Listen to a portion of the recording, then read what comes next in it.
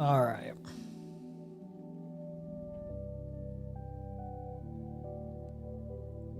All right, here we go. Yet another Hasan Bad Wick panel for the billionth time. So exciting. Can't wait. Wow. So excited for this. It may be time to put Grandpa up in a home, Candace Owens. This is a response to Trump spurging out. Did Tucker respond to this? Did Megyn Kelly respond to this? Tucker Carlson. Would he do it on this platform or would he do it on his own YouTube or something?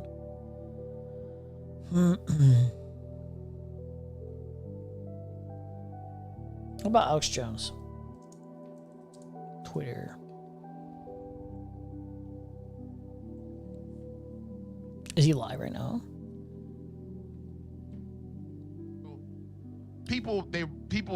This system wants you to have the knowledge of UFOs. Well done. Vance warns Iranians out of Pakistan, so much more. And two of his ads, he's got his fun old ads. 2 weeks before she started going public last week that she's against all this. And now you see it everywhere. Oh my God. God's back, God's with them. About you freezing. This God. The dangerous thing. Skipping through. I'm trying to get maybe he starts it off.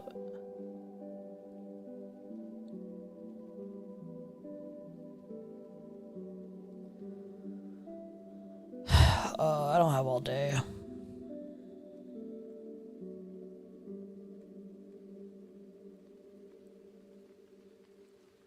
Melania Trump just contradicted her husband and said that the Epstein case cover-up is real and needs to be investigated. In a below report, I respond to President Trump's unprecedented attack against myself. There you go. That's what we want. Well, President Trump came out on Truth Social and attacked myself and all the original MAGA supporters today. And I'm just so sad that whatever's happened to him has totally changed the man he once was. He did so much good.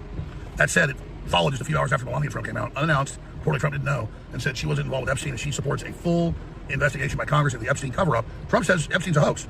So this reminds me of Melinda French, when she started turning against Bill, also over Epstein. So Trump's got big problems, folks. And I am just so concerned about this country and the world. Trump's being led around with the nose by Netanyahu and by Mark Levin and others. And it's so sad that Iran war is a total disaster. There's like no consistent through line on that Epstein story, dude. There's nothing. They cannot maintain any consistency or nothing. Like they're within the in-group. The administration is just all over the place. No one can, like that, you know, you just can't keep track of your lies at a certain point. For America, they control the Strait of Hormuz. It is just absolutely incredible what we're seeing and what we're facing. I supported the old Trump. I got so many good things done.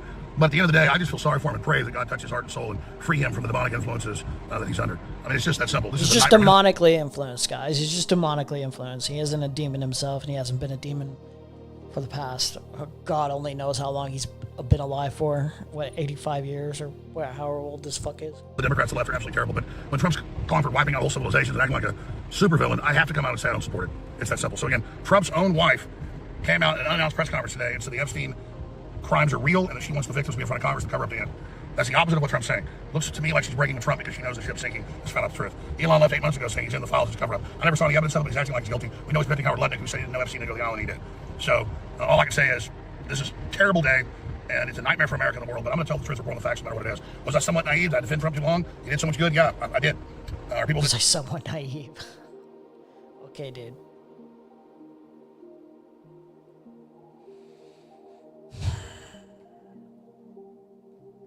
Megyn Kelly. How about Megyn? Good old Megyn.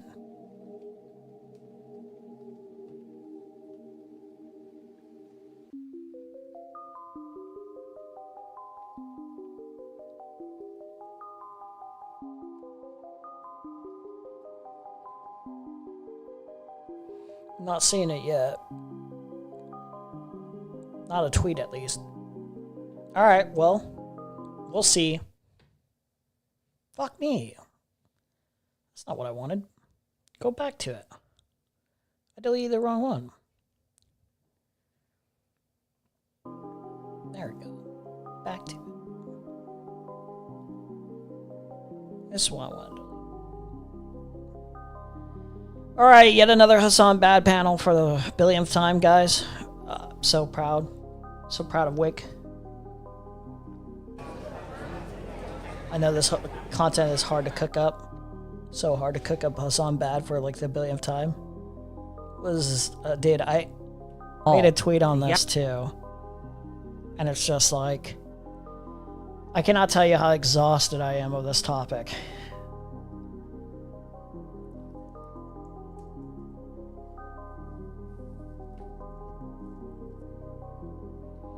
Where is this at? It's like at a certain point, dude. Wait, because this is the 7th time you have had the Hasan question.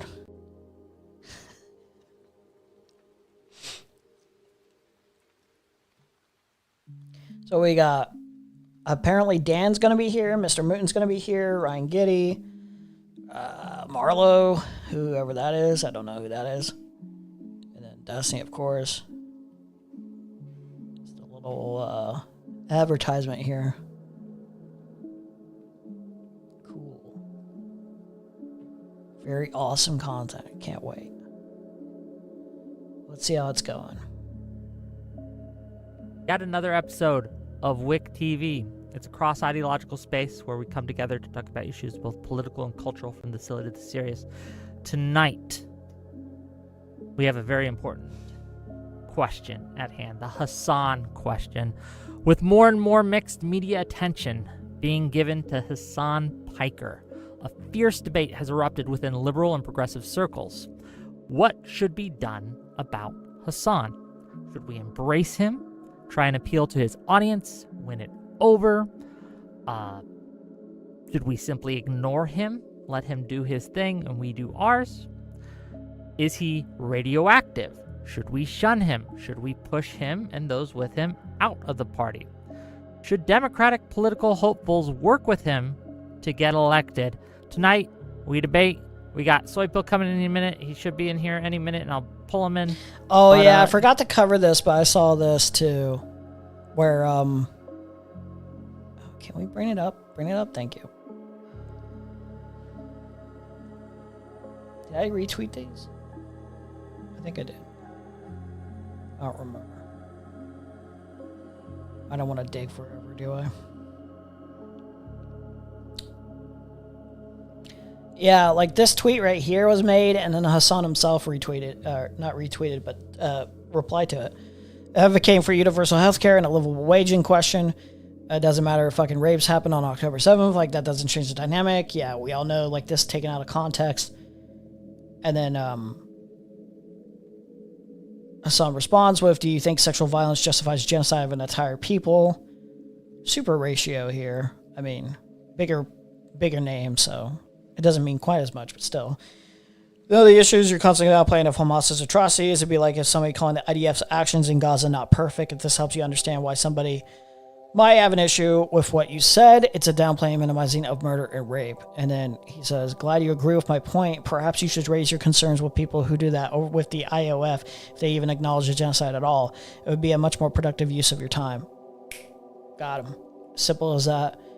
You ignored most of my statement and refused to address it. This is why you call people. This is why people call you bad faith. By the way, you refuse to engage in any honest criticism and simply try and deflect. One of the best uses of my time currently is to make sure that people know you minimize murder, terrorism, and rape. I will continue to do so. Fucking retard. Do you realize you're speaking to the fang of Zion? Dude, this moment's crazy. This moment is crazy, man. Okay with it for Jews, and this is a lie. Because I said this to you repeatedly. I wanted to be clear, you motherfucking liar, that you didn't answer my question. I asked you a specific question, and you obfuscated. You went on this rant that wasn't connected. You didn't answer my fucking yes or no question, Doobie. You are a fucking liar. You're just a fucking liar. You can go away now. Bye.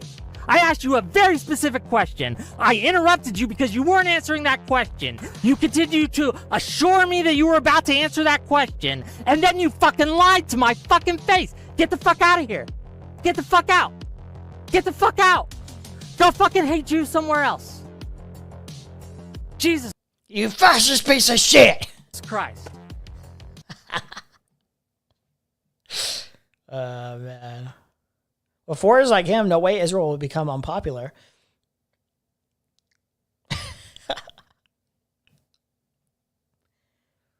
The Fane of Zion is always vigilant.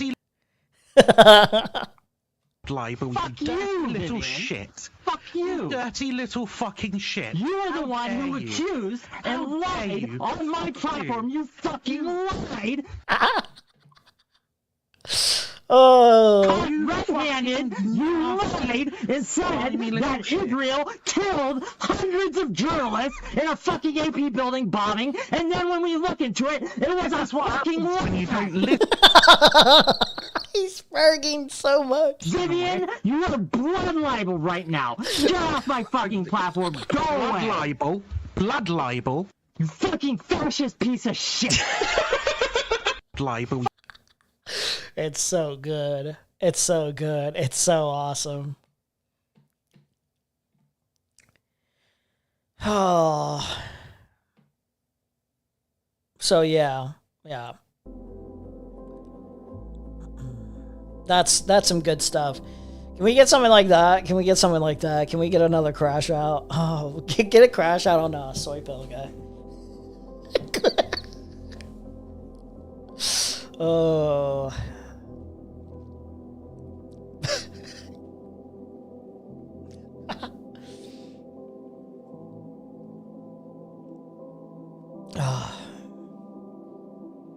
Yeah, I guess that's the question. What do we do about Hasan? What are your thoughts, gang? What do we do, guys? President said they put this very bluntly. And it's true. I mean, keep in mind, this is true. Having these conversations as if they can do anything at this point. You can't. It's too late, guys. It's too late. You can't. You lost. Destiny, you didn't get the support you so desired. You didn't raise the view count higher than Hasan. You didn't pass the threshold of garnering the love and support of the vast majority. Guy, I'm sorry to say, you picked the wrong horse. You know, it's too late. It's too late for all of you. It's too late. President Sunday said this very bluntly. He's like, you might as well be my size. Like, someone like Destiny might as well be a size, because that's how irrelevant it is at this point. You can constantly squirm and fight all day long, but you basically, like, raise the white flag, especially during that Tim Miller conversation. When Tim Miller is, like, addressing these same concerns or whatever, where he's like, why not have these conversations? You can meaningfully challenge this guy, but why pick the Israel battle? Like, Desi himself was just like, oh, I hate the anti-Semitic, like, attacks against Hasan, even though he's been making those for quite a while. Like, you've risen the white flag, even if you haven't done so by your own words. You just don't have enough influence at this point. It's just too late. I mean, you can chirp and chirp and chirp. That's fine, I guess. But it's a losing battle. It's too late. Not much else you can do at this point. The real battle at this point now, the Hasan derangement syndrome, the actual derangement syndrome is now going to be, like, if anyone can beat Hasan at this point in terms of garnering favor, which I highly doubt this as well, is the CNN and the Fox News and the mainstream pundits or whatever at this point. That's basically it. You guys can throw your little talking points in here or there, but it's not going to do much more. It's too late. What do we do about Hasan? Yeah, as What, is this liberals, like as political Yeah, people. what have you been trying to do? What have you been trying to do this entire time? That's what you do by your, like, if you think he's like a threat to democracy, which I don't actually think you think that. I think you're just spiteful and vengeful. Like, you've been doing what you're already doing. Dan has been cooking for quite a while, and he still he made a vow to stop talking about Hasan, and he still can't commit to the vow because he's participating here now. As people who are politically active, who want to see Democrats succeed. What do we do? I think pretty much what's happening right now is what needs to happen. He needs to be. Yeah, that's a stupid question because Dan's like, why would you ask that? We already have the answer. What we've been doing now. What other answer is there? There is no other answer. I think just exposing people for who they are is probably the best medicine for this stuff. Like, people want to role play as if they are someone that they aren't, and just showing that that's not the case. And the best way is using their own words and putting that stuff out there is probably the best move that you can do. Just let their own words speak for them, and then show that they are not an ally, that they are it's like a spy from Team Fortress 2, but it's on your team and stabbing you in the back. And how can you possibly win when you have someone like that just running amok? So yeah, that's my thought on it, is just exposing kind of the anti-democrat, anti-party lines from someone. Are we like worried Hasan. that distracts from winning against MAGA? Well, I guess, who do you think's the greater threat right now to the Democratic Party, MAGA or Hasan? If anything, the MAGA's helping the Democratic Party right now by being so fucking stupid constantly. So. You mean Hasan and his group? Oh no, I meant MAGA. Wait. Like MAGA being so never stupid mind, right right. now? Yeah. I'm sorry, I'm an idiot. Thank you. Good. Okay. It's okay. True. Ryan, welcome to the show. Yeah. MAGA's helping the Democratic Party, but they could be doing so much more. It's kind of the critique here, is you could be winning by so many more margins. You could have such a better footing if you just stand for something and not give in to, like, even Diet MAGA prescriptions. There's so much, you could be so much more effective. Like, why not? Why have the weakest party imaginable unless you value the weakest party imaginable in their policies, which apparently these people do. Oh, and then we got our friend Soypill. Let me bring him on. Soypill, who's a bigger threat to the Democrats? Hasan or MAGA?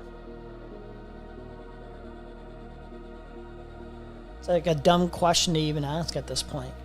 Even if you viewed Hasan as even remotely a threat, or any lefties as remotely a threat, it's like a staggering difference of who's in power, especially right now at this current moment. So I don't even know why I asked these stupid questions. Oh, we can't hear you. No mic. Great start, King. All he is a repetitive. It's just really stupid and mundane. I'm really Wonderful. Wow, this guy. He's trolling you intentionally. Is it always like this, Wick? You know, I think that he might be a Hasan plant at this point. Possible. Okay, can you hear me now? Yes. Beautiful. Cool. Were you able to hear the question, or do you need me to repeat it? Repeat it for my sake. Sure. Who is currently a greater threat to the Democratic Party, MAGA or Hasan, and why? MAGA, just obviously. I mean, they're the ones with all the power. They're the ones subverting the Democratic Party. They're destroying the country. Hasan, no matter what you think his intentions are, is just not even close to the amount of leverage that MAGA has and power that MAGA has. I think anyone arguing otherwise has Hasan derangement syndrome. Is that true, Mutin? Do you have Hasan derangement syndrome? I don't think I have Hasan derangement syndrome. Everything that MAGA's doing right now is helping the Democratic Party. I mean, they're doing just the dumbest fucking things constantly, and Democrats are at an all-time fucking high right now because they're being retarded. The Strait of Hormuz, the whole shit in Iran, it is wildly unpopular, and that is what MAGA is pushing and doing right now. They're under Trump's pretty much direct order, and they're following every one of his whims. I feel like we should clarify, because I think we're taking this in different ways. I guess, like, in terms of like who's doing more harm to the Democratic Party, it sounded like Soypill's answer was like MAGA's obviously and clearly doing more harm to the entire country, and like Democrats in general, and like Republicans, like all the citizens. But in terms of a question of like who's doing more specific harm to like the Democratic Party, I think it's a bit different. I feel like there's two different kind of ways that you can read that question. Yeah, we're not talking about like democracy, right? We're just talking about like the party, which I would say Hasan is doing more harm technically, and MAGA is actually kind of helping out right now by eating itself. No, MAGA's had an influence on the party, taking the party into directions of Diet MAGA areas, which makes them in turn lose. Because if your Kamala figure or your Fetterman figure is trying to appeal to like Republicans in like smaller, very smaller ways, or you have Schumer or Hakeem Jeffries taking MAGA, pro-MAGA positions, like being pro the war in Iran, and it's just not helping. They're taking like a cowardly stance and they're not doing enough to fight back on that, then yeah, that kind of hurts the party in and of itself. Fractures the party, yeah. What? I think this is like bearing the lead where it's like, well, if the people who have ideals that are completely antithetical and want to subvert the Democratic Party, and specifically I'm talking about MAGA in that sense, I know that can apply to both, are doing a bad job, then therefore they're less harmful. Like maybe in the ultimate sense, because they're doing a bad job, they'll help us win the midterms. But I don't think this is, it depends like why you're measuring this, how you're measuring this. Like very clearly, it's not phrased in such a way that you would think, oh yeah, like MAGA is good for the Democrats. It's, oh, MAGA's awful and that's why we're succeeding. I think that's not really a good way of framing it. Also, is this like the beginning? Have we given intros? I'm sorry I'm late. But... We're not, like, I just wanted to kind of get into it. We're talking about the Hasan question. What should we do about Hasan? Should we work with him? Under what conditions? All these things. And I'm trying to spark discussion so you guys actually talk instead of just kind of sit there and stare at each other the whole time. I'll jump in. When do wit panels result in people just sitting there saying nothing? You know what? Really. I'm always worried at the back of my head that will happen. Okay, I don't want to get to throw some wedges in there and try to get some disagreement going. So. I want to bring like a different perspective than I've heard in these panels before, and I mentioned this to Ryan and to Swipel before, but the like lower echelon of political influencers and like the bottom echelon of political influencers, people who are like organizing on a local level, people who are working for their local Democratic Party, they don't have the freedom of choice that people like you guys have. I cannot avoid my tankies. I have to work with them because they're in my neighborhood, they're in my locality, they're in my county, they vote for my city councilman, and what is a tanky? What is a tanky? Establish the definition of the tanky. Is it someone farther left? If you're just saying someone who's more farther left, like Vosh coded or something like that, like who's not necessarily so far to where they're like delusionally supporting Russia or China no matter what, because they think they're gonna like appeal to like socialist values or whatever, even though like there's no real meaningful way to like be able to be certain of that. If they're just like, if they're that delusional, then okay, maybe. But if you're just talking about somebody who's like a lefty, who's just like, I fucking hate like how America has been run right now, we need to change this system, and I would like to probably establish like some more democratic socialist ideas or whatever. It's a bit meaningful different. There's a meaningful difference, I think, at that point. I have a constant problem, right, where I'm a local political organizer and I'm casting a really wide net and I'm trying to bring in as many like disengaged, low information voters to events and to elections as I possibly can, and I'm messaging to them and I'm trying to get them to come back, and inevitably a tanky disrupts this. They're just out there. They're just everywhere. I fucking hate them. And so like something that I think is really valuable as someone that like consumes a lot of political streamer media and like I don't know who this is. Does this person have like a pro Zionist stance or something like that? Who is this?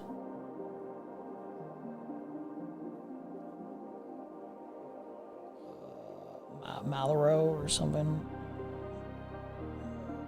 It's not linked here. Oh, there it is.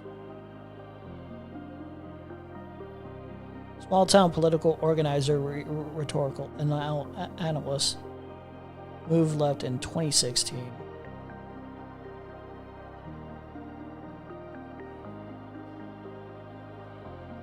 Let's see this back and forth between Ogre Boy here.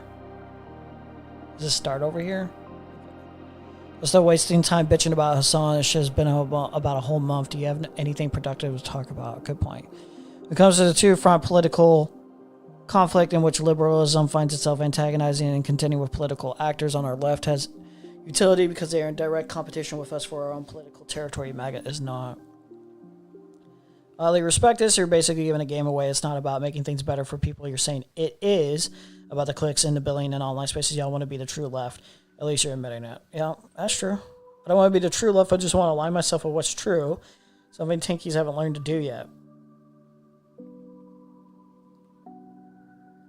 Can we get an idea?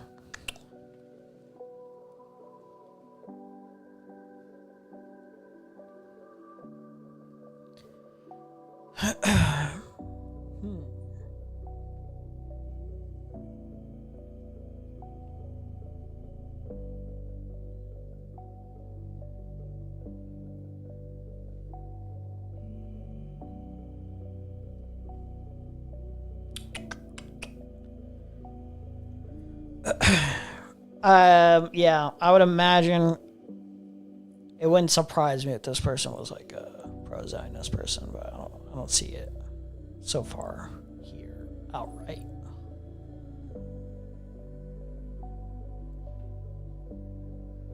We'll see.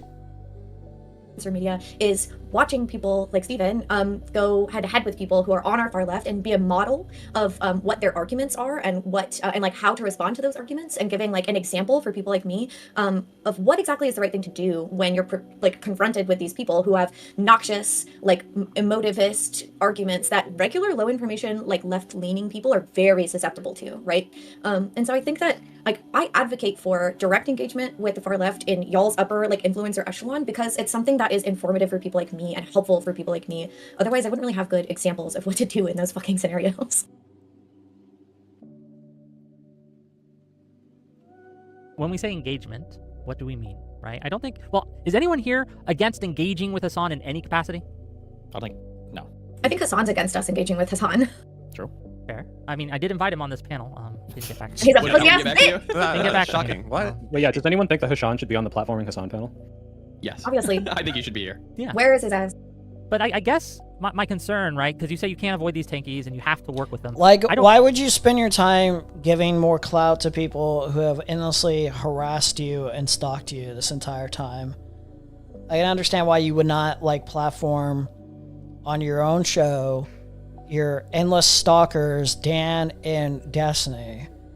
That goes down into another conversation of not, should we platform Hasan? Let's let Hasan come on and, you know, vouch for himself and try to appeal to you fucking weirdo stalkers who have been obsessed with him for like, well, I don't know, quite a while now, 4 or 5 years?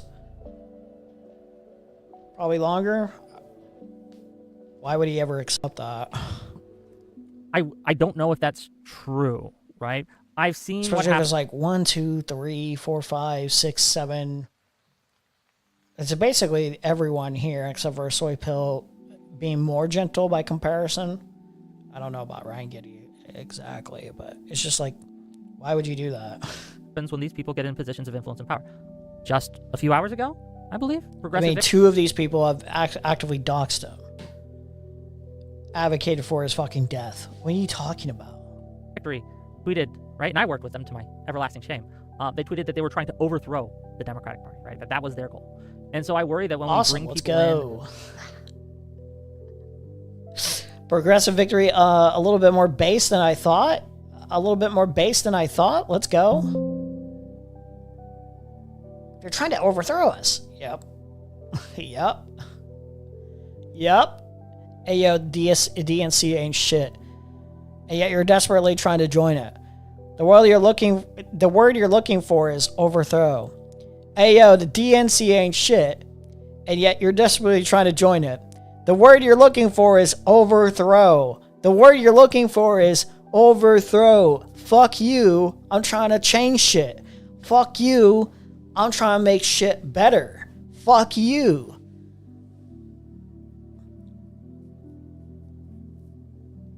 This is supposed to be a bad thing? That's awesome. I love it.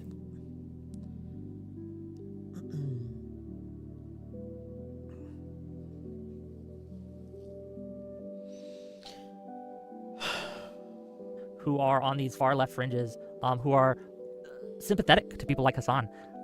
They're not here to help us win. They're here to kind of subvert us as a I party. agree with that. But like as a in a local sense, I can't say, okay, you fucking tanky, get the fuck out of my Why not? goddamn conference hall, my community center, because I lose regular libs that way. I lose them. They see me being a dick and not dealing with the. It's like the reverse of streamer world. Wick is like, you should remove them. Actually, you should remove them. Actually, sorry, the tides are turning, bro. Most people are waking up, and if they don't even fully understand what it entails, they're becoming a little bit more conscious, class conscious. They're going to be a little bit more conscious that the Democratic Party doesn't do anything for them. It doesn't really serve their interest, and they're like, why the fuck do I owe my vote to these fucking numbskulls? Or this controlled opposition? The people who don't even stand for the shit that they preach. Why would I do that? The fuck would I do that for? Right? Where in streamer world, it's the correct thing to be like, nope, shut the fuck up. Your argument's retarded. Don't come in this space. We don't want you here. I can't stop them from walking into the community. That's not even the correct approach for the streamer world, you retard. That's really not. Surprisingly enough, that's really not. Like, you can choose however to, you know, make your community work. You can choose that however you like. It's your space.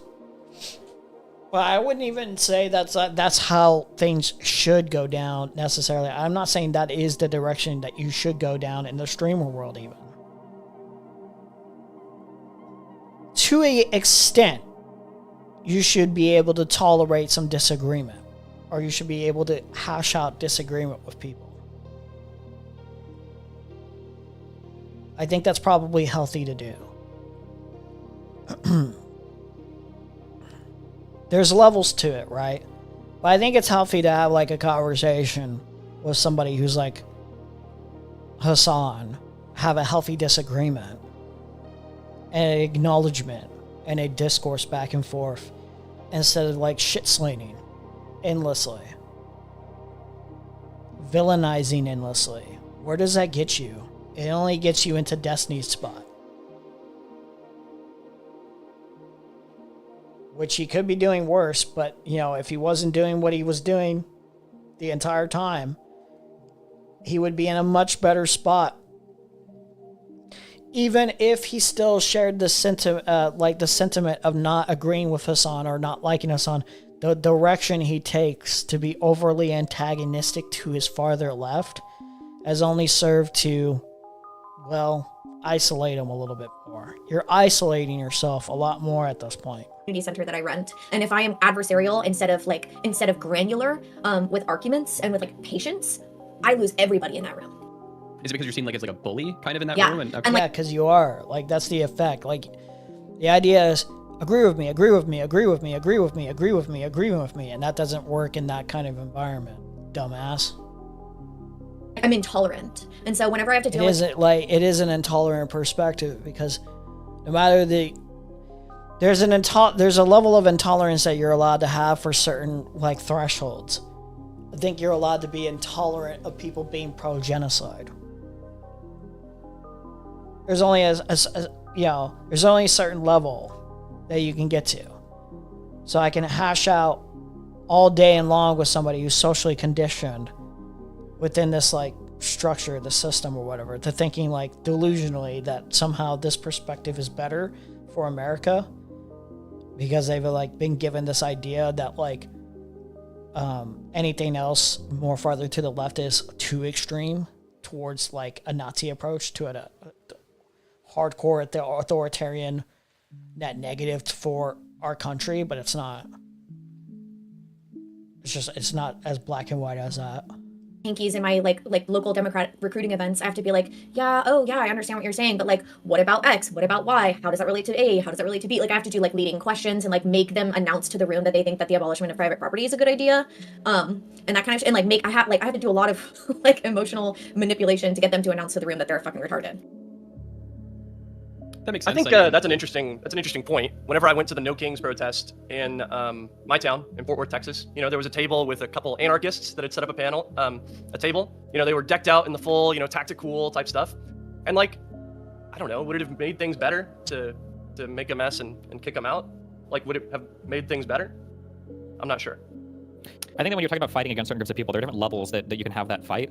By the time you're at the local level, it's kind of at that point, it is what it is. Like if you have 50 people showing up and, you know, 35 of them are socialists or tankies or whatever, I mean, like, at least in the short term, you're probably more ideologically aligned with them than the Conservative Party right now. So you either work with them or you just basically disconnect from politics. So I feel like once it's kind of like distilled itself down to that level, that's where you're at, you know? But I think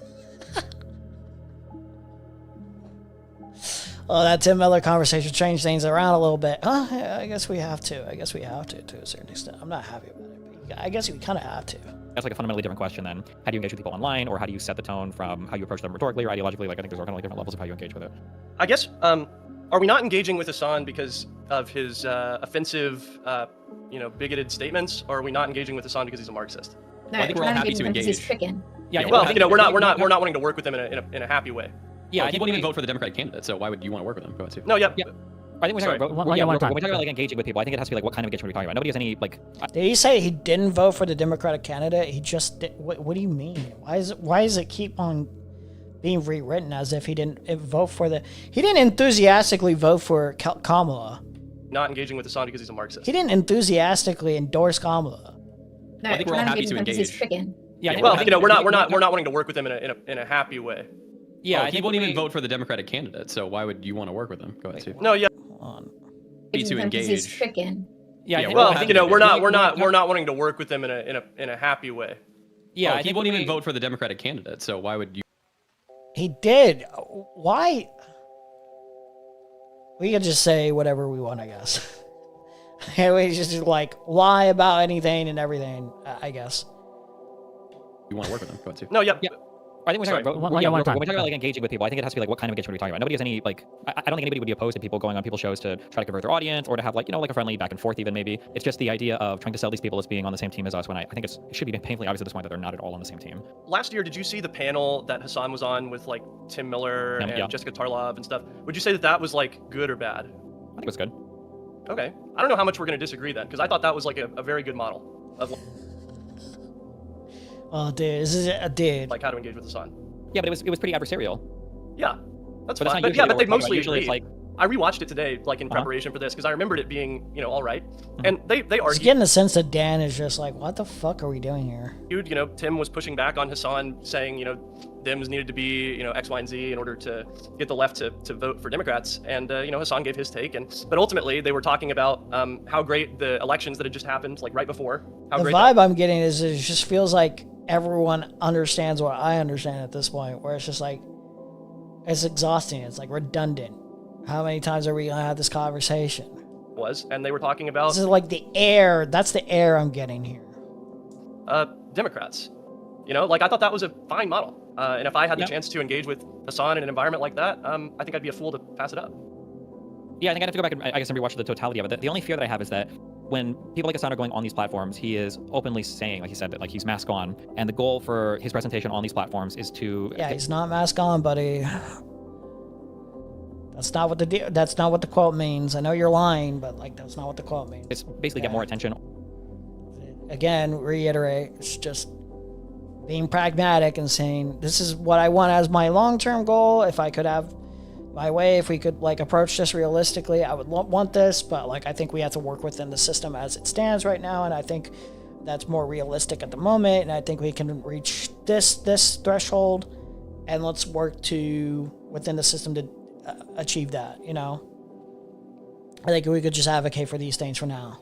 On himself, and I think his audience kind of like knows this, and then the goal is to whatever further audience he grows from that is to convert them away from kind of like liberalism Like, broadly it's not really hidden, you know. It's not. into like a more radical pipeline. So like at best, like Hasan's not creating Democratic voters. He's not. Nobody on the right is being converted into a Democrat from Hasan. He might grab some people from the very, very far right and turn them into like tankies or socialists, but Hasan's not converting manosphere people or anybody else like you know MAGA people into Democrats. So Why do you think? Oh wait, how do you know? How do you know this? Have you looked up any stats or anything like that, or anything? Environment like that, I think I'd be a fool to pass it up. Yeah, I think I'd have to go back and I guess and rewatch the totality of it. The only fear that I have is that when people like Hasan are going on these platforms, I'm pretty confident that like out of any potential lefty, the people that will stick out and be able to reach out to like potentially manosphere or red pill audience, you know, members or whatever, to give them a sense of like, especially men, to give them a little bit more of a greater path or whatever, is probably edgier content creators, even like Kyle Kalinske or like Hasan in terms of their approach. If someone were to come in a good faith manner and sit down and listen or whatever, you know, being a little bit more amenable to those positions or whatever potentially, like I think like they have a better chance of reaching out to like people that are on that edge of like red pill like content absorption, you know.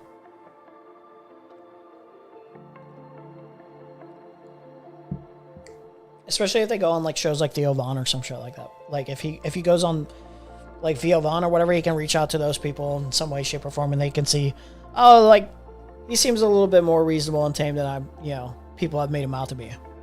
openly saying, like he said, that like he's mask on, and the goal for his presentation on these platforms is to I guess basically get more attention on himself. And I think his audience kind of like knows this, and then the goal is to whatever further audience he grows from that is to convert them away from kind of like liberalism broadly into like a more radical pipeline. So like at best, like Hasan's not creating Democratic voters. He's not. Nobody on the right is being converted into a Democrat from Hasan. But he is by effect of reaching out to those people, and even being pro-electoralism in terms of this is what we have to do to get what we want. You know, this is who we have to advocate for and who we have to push for. It's a pro-electoralism stance. You are creating Democratic voters by doing so. Like, so this is not even true. He grabs some people from the very, very far right and turn them into like tankies or socialists, but Hasan's not converting manosphere people or anybody else like MAGA people into like Democrats. this, like he said this before, and this is like, I think this is like a delusional statement, but like just thrown out of nowhere, just like pulling shit out of his ass, just like his butt plugs. So why do you think that? Sorry, my bad.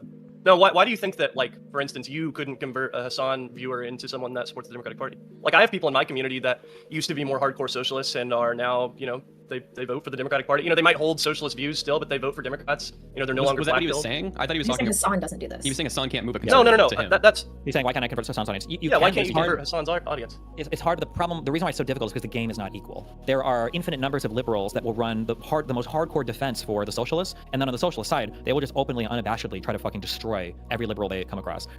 Which is good, because you would want actually people to go into your positions.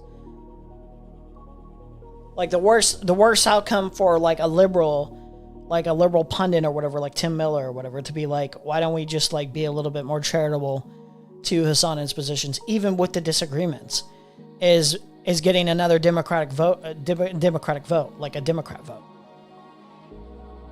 Just be like, why not we appeal to these people and listen to them or whatever.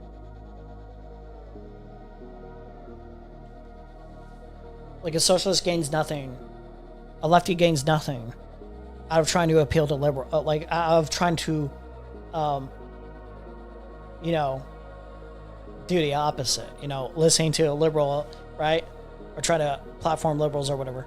I mean, they can, obviously. I think Hasan is willingly platforming liberals and having those conversations, but most, you know, some of the more extreme ones probably wouldn't, because there's no advantage to them. They already know that they have an audience that is already, if they have to, commit to voting for the Democratic candidate, like Democrat candidate.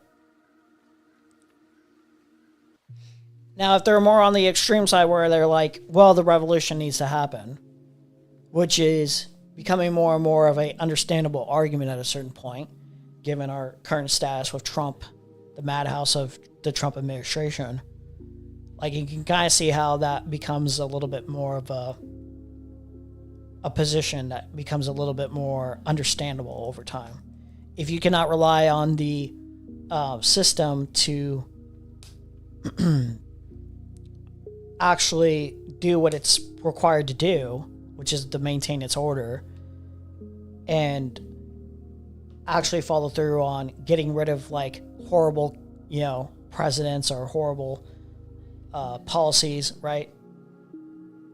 From a madhouse administration like this that violates your rights on a constant basis, you validate their perspective of committing a revolution more and more each day, each week, each month, each year, that like you do nothing about it.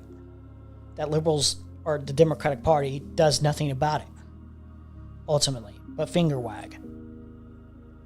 Just watched, I think it was Hasan and Mike McPA, and I don't know if it was FD Signify or some other guy. They were like ranking like the worst like right-wing people, and they put me as like S rank for like most right-wing person. Like, this is like, you're just like unhinged. I know that's just personal to me, but like you see this time and time and time again. Was this recent?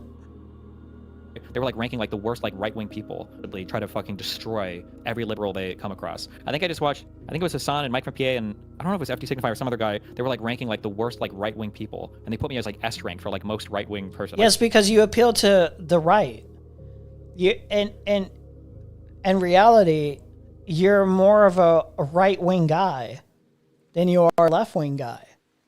You are just defending ethnic cleansing and keeping a ethno-state established with the majority ethnic group. You were just defending that not that long ago.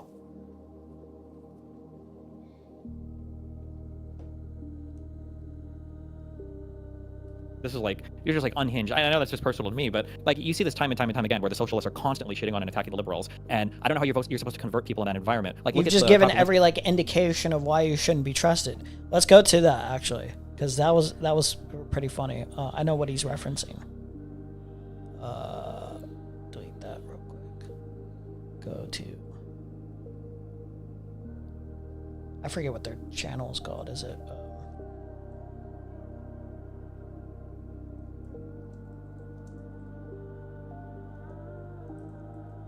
Podcast. It was the reaction.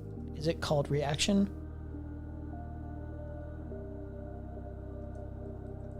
Reaction Podcast or something?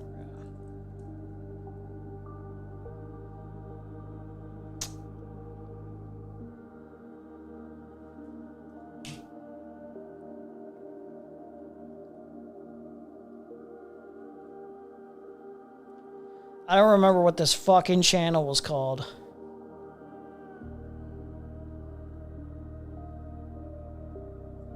Episode 3 or something. I don't know. Something like this. Where was this at? I cannot remember this stupid fucking podcast's name. Hasan. Oh yeah, there it is. There it is. This is Hasan. There you go. And then we go to transcript Destiny here. Reaction Podcast, yeah. I knew it was called Reaction Podcast.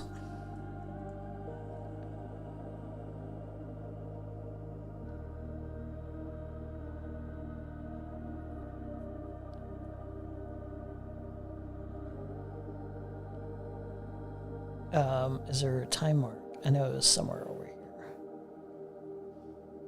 here. And why are you getting offended? Like, that was his whole strategy, was to never really let you pin him down. And he was constantly testing whether or not he could get away with some, statement. And if he couldn't get away with it, well, it's just a joke and you're a snowflake. Looking like Trotsky. But, like, I think kills the reactionary. It kills the influence that he could potentially have when he comes out and he's like, well, it's time to be serious now. And then it's a spectacular failure because now Kirkification is like the thing that you see everywhere. Like no one sincerely mourns Charlie Kirk now. So it failed. And it's really interesting because in our episode, which I urge credit, he's like regurgitating, but like I do think Destiny is like legitimately a there you go. A horrifyingly Islamophobic person. Honestly, I'm pro-genocide. It sounds really shitty, but like I think that Israel should just drop its fucking borders about where it is now, and basically Palestinians can go live in another place. That's really shitty, but like that's about where I'm at. Yeah. All right. Well, with that. And with, should we wrap up? Yeah, let's. Yeah, I gotta eat, man. My food's been sitting outside my door this entire time. Let's start it over here. All he's doing is getting his, increasingly shrinking audience of sex cult autists. Because that's our destiny. That is an interesting one. If he were to like fully lean into being like a reactionary figure, I think he would be welcomed, and I think he could have more impact. But because he's so autistically incapable of just doing that, where he won't like take that dive, and instead he's like, I'm a Democrat. I'm a neoliberal centrist Democrat, probably like the most dying fucking movement of all time, who wants to say slurs, which is the only thing that like neoliberal Democrats don't want, right? Like that's the only discernible political movement that you can identify with like the centrist neoliberals is like, we're woke. We don't want to say slurs. We don't even care about like the racialized outcomes of systemic racism and all the disparate outcomes for like black people, brown people. We don't even care about that. We'll literally lean into it, but don't you dare say a slur. And he's like, no, I'm the anti-woke Democrat. So he has no constituency at all, and I don't know why he has not given up on like identifying himself as a Democrat.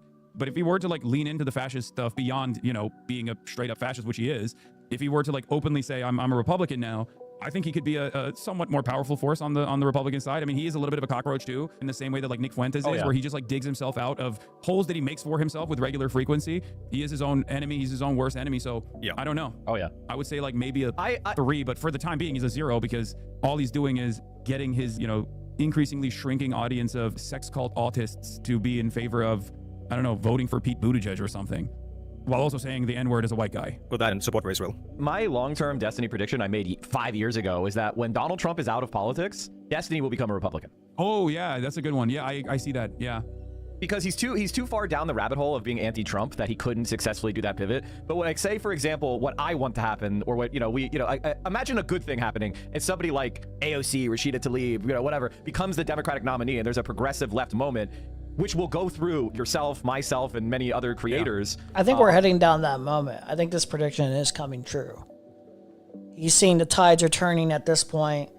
It is not at all impossible that he heads down this Republican turn, on the left that he has oriented himself against. That is the moment where he'll have a mental breakdown and he'll be supporting Tucker Carlson, and he won't even have to change his friend group. Yeah, I don't know if he would support Tucker Carlson, but I think if it's a JD Vance, it's a lock. I think if it's a Marco Rubio, it's a lock. If it's Marco Rubio, he's going to be the vice president. I can totally see that, because Tucker is not running for president without being anti-Israel, right? Like so that could also be a difficult pill for him to swallow, because he's just like leaned into being the pro-Israel, pro-genocide guy so hard, almost as feverishly anti-Trump as he is like pro-Israel for some fucking weird reason. So I don't know.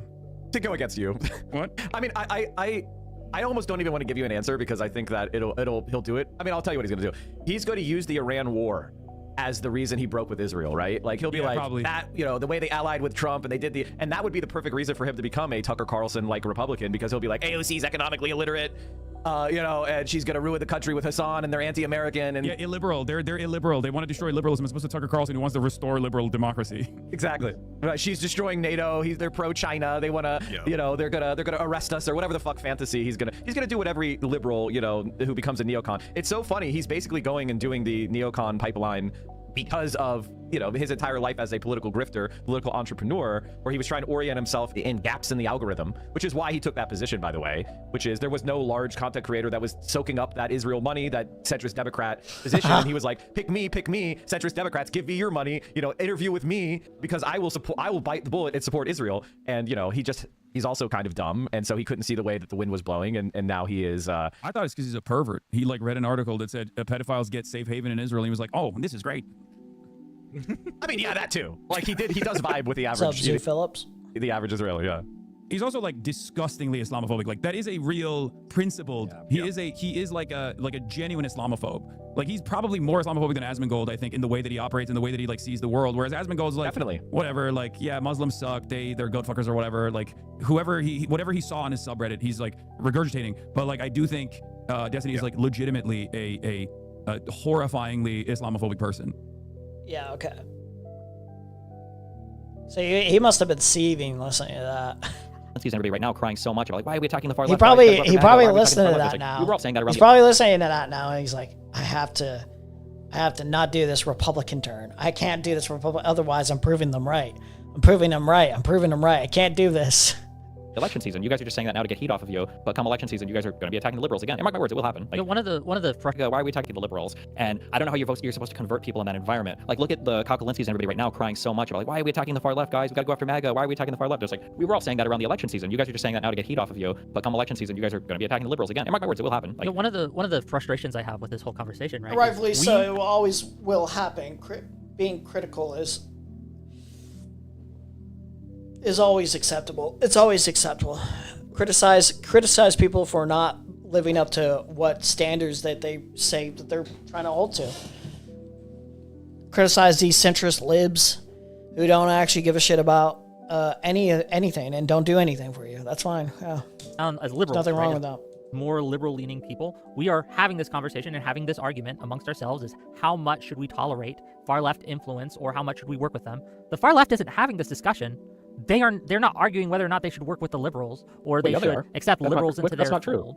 Look, that's not true. Hasan and the lefties, are shitting on each other's audiences, discussing whether or not they should support Kat Abu Ghazala for her comments on Taiwan, and whether or not that splits the progressive vote. Like, this is also a conversation that happens in left-wing circles, and the idea that it doesn't is absurd. To be fair, that is something that happens. Wait, Hasan having a disagreement, though, with Kat right now. Hasan himself, at least, you can't blame Hasan for this part of the conversations where people are saying, like, no, don't work with any liberals at all. Hasan's not part of that, like, part where he's like, don't work with liberals at all. If you're saying Hasan is like, because he's being critical of the Taiwan take, himself is saying don't work with liberals, then that would be dishonest. The liberals, or they Well, yeah, should are. accept That's liberals not, into their That's not true. fold. Look, that's not true. Hasan and the lefties, are shitting on each other's audiences, discussing whether or not they should support Kat Abu Ghazala for her comments on Taiwan and whether or not that splits the progressive vote. Like, this is also a conversation that happens in left-wing circles, and the idea that it doesn't is absurd. Well, that's well, no, more but of they're a- not talking about they're not talking about working with liberals. They're talking about supporting a particular liberal candidate there. The fact that they're even That's having working that with debate. liberals. No, the fact that they're even That's having literally that what debate, that means. What do you mean? They're not saying should we participate in the Democratic primary or not. They're arguing about which candidate they should support. That's participating in the Democratic primary. Which candidate do I Yeah, that's exactly part. Yeah, that's true. support? What do you mean? Man, the amount of people that are still team nothing ever happens piss me the fuck off. Yeah. They're allowed to support. Well, no, Kat yeah, Abu-Ghazaleh. they are supporting it. That's what I'm saying. They're not having an argument about whether or not, like, they want to be in this, like, liberal, the Democratic Party, like, trying to fight with and convert and do all that. Like, that is their position, is to be a part of this and then to try to, like, flip it and convert it and turn it into, like, a more socialist They're party, arguing basically. how. Right, and they're doing what we're doing Yes, right now. because that's what you would want. You want to advocate and have. You're basically just saying you're not allowed to advocate and try to make change, and change over time. Your this Democratic Party or whatever. So why don't you shut up? Why don't you shut up? Which is, should we excise Kat Abu Ghazala from the leftist movement because she said something about Taiwan we don't agree with? And the answer is, to at least what Hassan said to his audience, is absolutely not. They're You're trying to splitting the figure out progressive if vote and she's you a can't purity test on liberal, this. and if she is, they want to excise her. Yes, and then they're arguing about whether or not that's a good thing to do and if that causes them to lose power, which is what we are doing right now with Hasan, right? So the idea that these conversations don't happen on the left is absurd. Well, but also the point on whether or not, like, we would excise anybody just comes down to broadly, like, would you support the party in the general election? Why is that? No, it doesn't, because we're talking about who to support in different elections. This is like kind of the whole point of the conversation. Obviously, there are moments where it's like, hey, look, like Hasan's going to be a dipshit and tell his audience that it doesn't matter in the general election. But now that becomes a conversation of, okay, then what extent are we willing to work with him? You said, okay, you can do the Tim Miller thing, you can have him on, you can be adversarial, but you kind of gave me some flack for doing the PV panel. And Soypil's coming up, not like super aggressive, but like challenging. Like, no, what you just said is really retarded. They're discussing who they would want as the candidate and being critical of, the options, as you should be. in my view, this is supporting candidates that probably to some extent you might agree with. Some of them you wouldn't, and I wouldn't, and probably agree on probably 95% of those. So why is that necessarily bad? Well, here, so what I'm saying is that it's generally speaking, the Democrats will support like a progressive candidate. I'm pretty sure if they win like a primary. Like generally speaking, that's going to happen. But on the progressive/socialist side, it seems like there's kind of an abandonment if they don't get their choice in the primaries on their candidate. And then all of the polling shows, the thing that hurts even more is that all of their polling shows that they're like really far removed from even where the moderate Democratic voter is these days. So the fact that they are basically saying it's all or nothing on our primaries for our candidates, and then we're going to become disengaged afterwards, and we're going to spend the entire primary attacking your party with as much vitriol as possible. Like, I thought it was really funny. I saw Mehdi Hasan tweet 2 days ago where he was like, where are all the anti-war protests against Trump? And it's like, good question, Mehdi. You're very close to figuring that one out. Like, they were only there for Kamala and Biden. Like, yeah, that's just a really that whole panel I was on was anti-war against Trump, although a lot of them were just shitting on Israel. The point was... A lot of lefties are still anti-war. What are you talking about? On Trump. Wait, what are we talking about? What the government is doing right now. Sure, but not like in a way that is supportive of the Democratic Party. Like the same people that are anti-war that then talk about like the duopoly or the two-party, Because the Democratic Party right now is kind of not opposing the war to the extent that the party or the progressives want them to. Like they're just kind of saying, yeah, it's illegal, but well, maybe we'll have to discuss whether or not this is legitimate action, not, hey, this is fundamentally wrong. That's why it's anti-Democrat. But I mean, like, if you were opposed to the war, voting for Kamala would have not had us in this position. I agree. No, that's not a guarantee. It's very unlikely by comparison to what Trump that we would be in this position. But like Kamala and Hillary and Biden gave every indication that they were willing to go abide by a lot of things that Israel wanted to do. Like within their own rhetoric. So this is not necessarily true. Kamala was basically talking about how Iran is our biggest threat. You know, Hillary was talking about how like we should strike Iran if we need to. It was basically just like the rhetoric was pretty clear as day. There was never going to be any guarantees that we would not get into a war with Iran. if Kamala was in the position. It's far less likely, I will tell you. But like that's not a guarantee. But that's not what the point of what I was saying was. You're saying why are they shitting on Democrats? It's because Democrats aren't providing a voice for the people that are anti-war right now. Yeah, they're not providing a like valid enough voice, a loud enough voice. There are certain candidates that are, for sure. There are certain people, but it's far too little. This line of thought is just a line of thought that no other sane political party would ever entertain. Like, you can't. There's no way that you would accept a group of people who campaign against your candidate in the primary for months and months and months, crying and screaming and baby raging, and then as soon as bad shit happens when the other guy wins, all the bad shit that our candidate said was going to happen, they then turn around and say, why aren't the Democrats doing anything about it, having a stronger stance about it? Like, oh, sure, yeah. I think the left people. Why? That's still valid. The critique. Why aren't you doing stuff about it? Stuff that you're complaining about happening in the first place. Why aren't you more vocal about this? Has Kamala been vocal about being anti-Iran war? I could be wrong.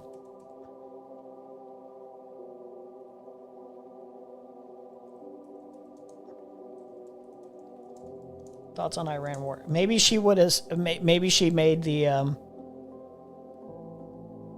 Okay, this is dangerous. Okay, cool. Was dressed as resolve. Dragged U.S. into war.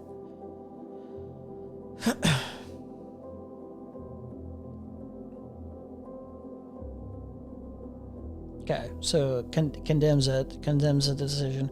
Donald Trump is dragging the United States into a war with American people do not want. Harris said in the afternoon. Came hours after. Okay. It's just like any other politician. I can say this all day and long, just like how Donald Trump was like against the Iraq war and Afghanistan war and blah, blah, blah, blah, blah. But like, you know, they'll say one thing, and then when they're in a position of power and actually like beholden to certain interest or whatever, then they'll actually do another. So.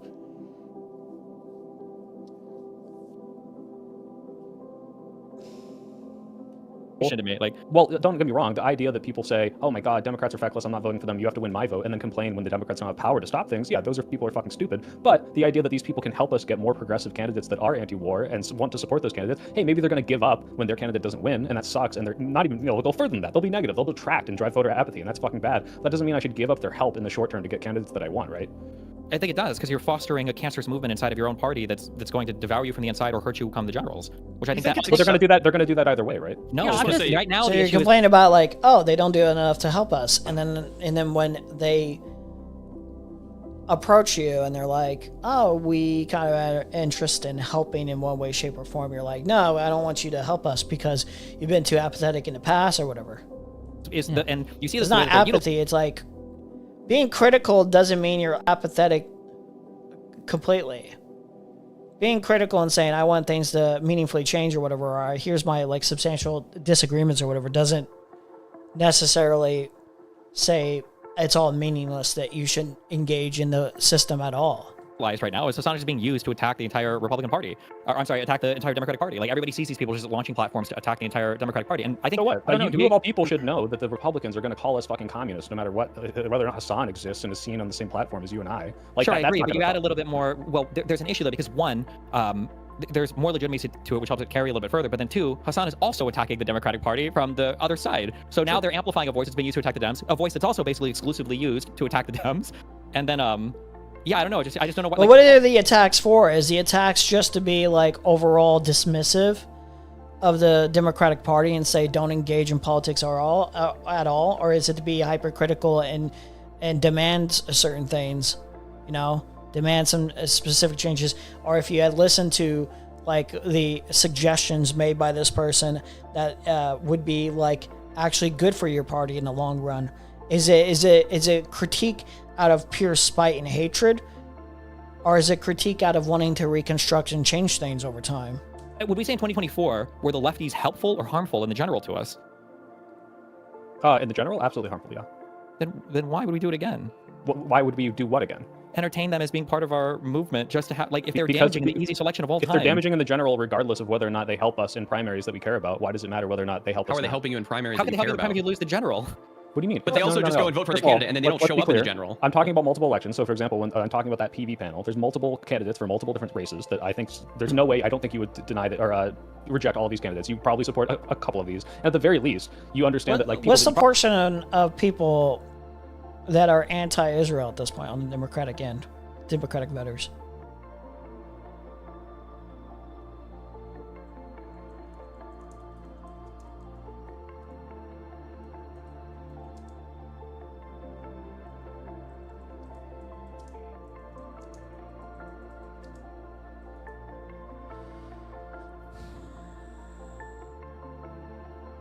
That's 2024.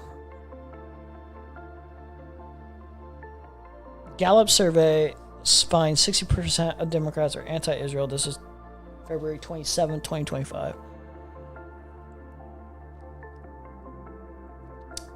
Majority of Democrats turning on Israel. This is 2025 of August.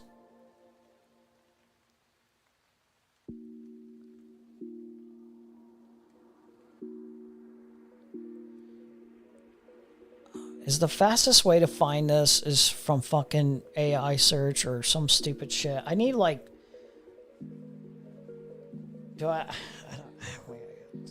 It's all over the place. Polling is annoying on anti-Israel Democrats.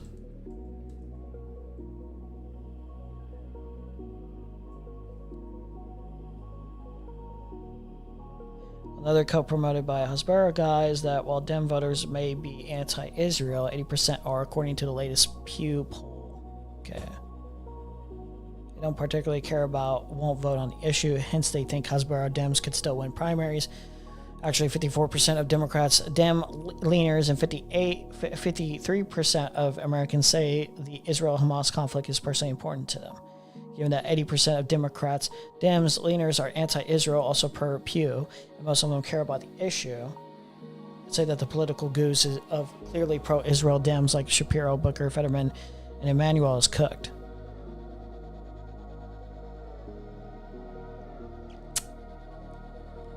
Like, your majority is basically becoming what you don't want it to be at this point, Destiny. Like, you don't have a say in this at this point.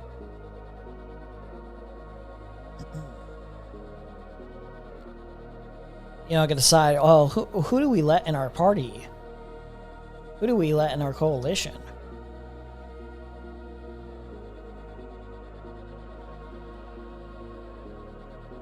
It's so important that Democrats be the anti-war party. Democrats need to go on podcast streams, news channels, and say Benjamin Netanyahu is a war criminal country of Israel alongside with the U.S., mainly funded by the U.S., commits war crimes, and we oppose this because we're their peace party. And this is somebody who's, like, appealing to, like, a lot more normies than you would think.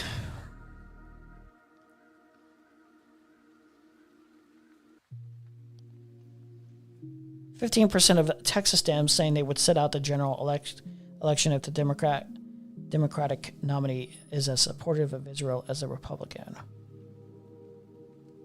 Vote for third parties, tearing down the system.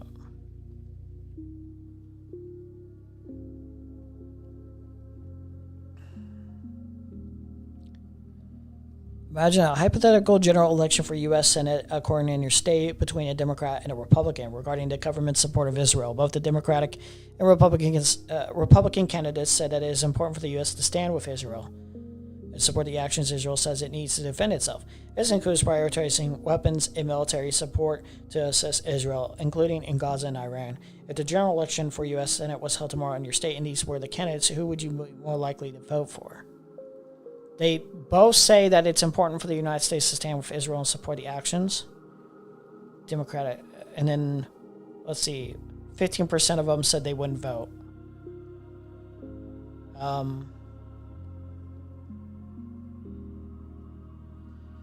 I understand why a lot of people would do the Democratic candidate vote for 75%. I understand why it says 75% here, but yeah, I think the 15% is right, is that you should probably start normalizing voting for a third party if you can. I don't know if that's, like, realistic at this point, but, like, how else is it supposed to happen until somebody starts, like,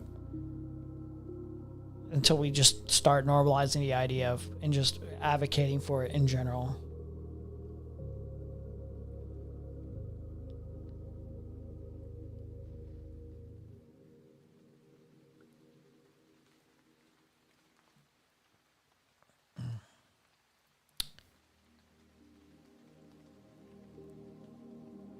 probably would support. Like, I know you've expressed positive feelings about AOC, Mamdani. Like, these people also are saying, hey, I'm going to utilize this person to help me. And just because they're not going to vote for my candidate in general, and if not actively detract from them, they're going to do this either way. Why not take the benefit of their incredibly large platform and incredibly large audience to help you get the people that you agree with?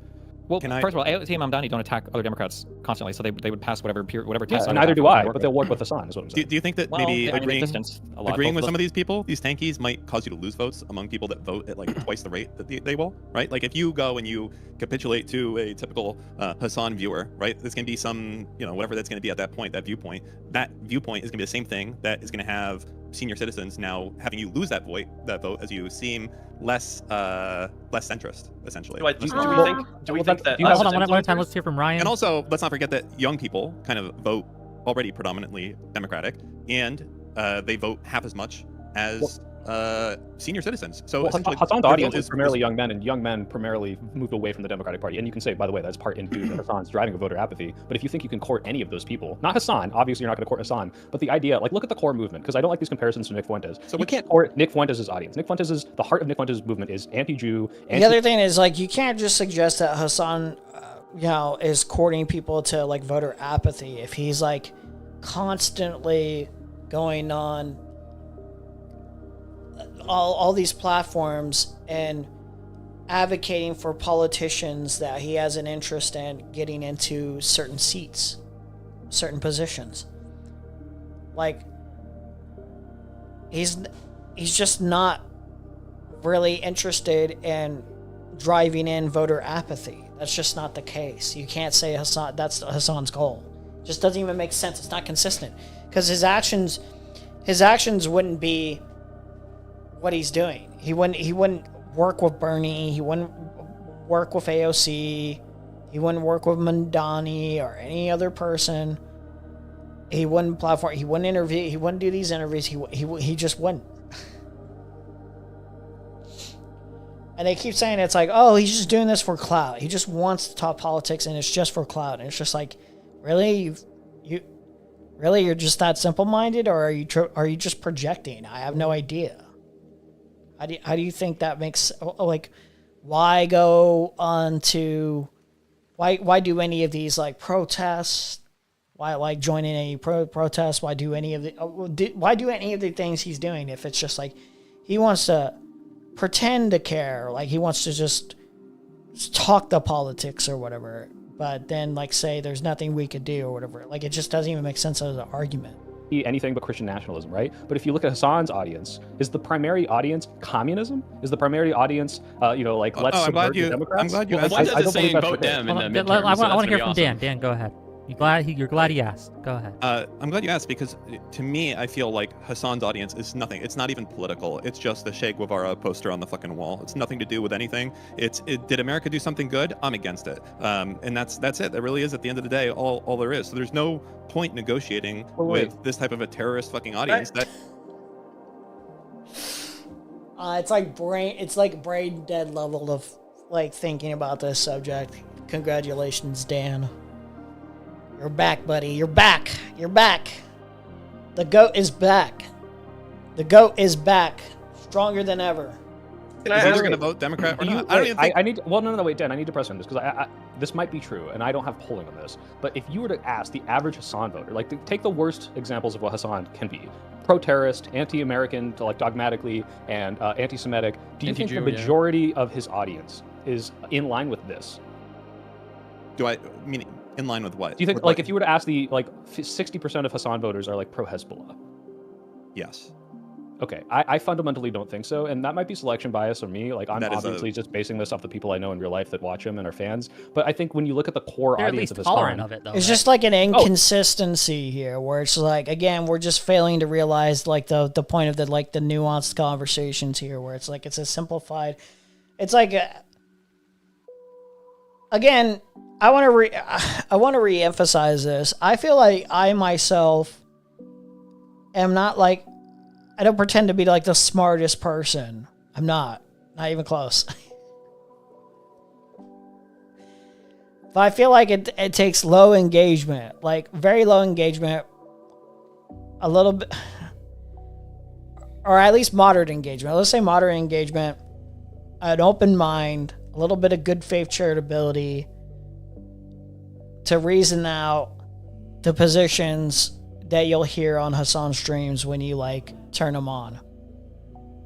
And to keep it as simple as black and white perspective of Hezbollah just good, Houthi just good, all through and through, as if like there's not a more nuanced position of, well, I agree with them in this specific aspect, in this specific like, you know, conflict.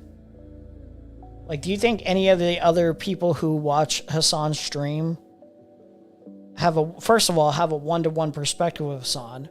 Because that's just not true. That's not even realistic to think of, even for 60% of the audience. But not only that, they're listening, they're like, oh, I think Hasan is okay with any of these terrorist organizations just doing whatever, whenever, as long as it's against America. And it's as simplified as that. That's just not realistic. Like, I feel like you either have to be a liar or stupid, or both, to think, to like say these things that these people are saying. It's not that difficult. It's really not that difficult to understand. Absolutely, and the Which is reason also because hold on, Hasan has been on record. It's so funny. Also, it's like to never critically meaningfully engage with the substance of, all right, say Hasan's a terrorist supporter, right? Well, you are as well, by your level of engagement with your pro-Israel advocacy, right? Or your pro-Zionist rhetoric.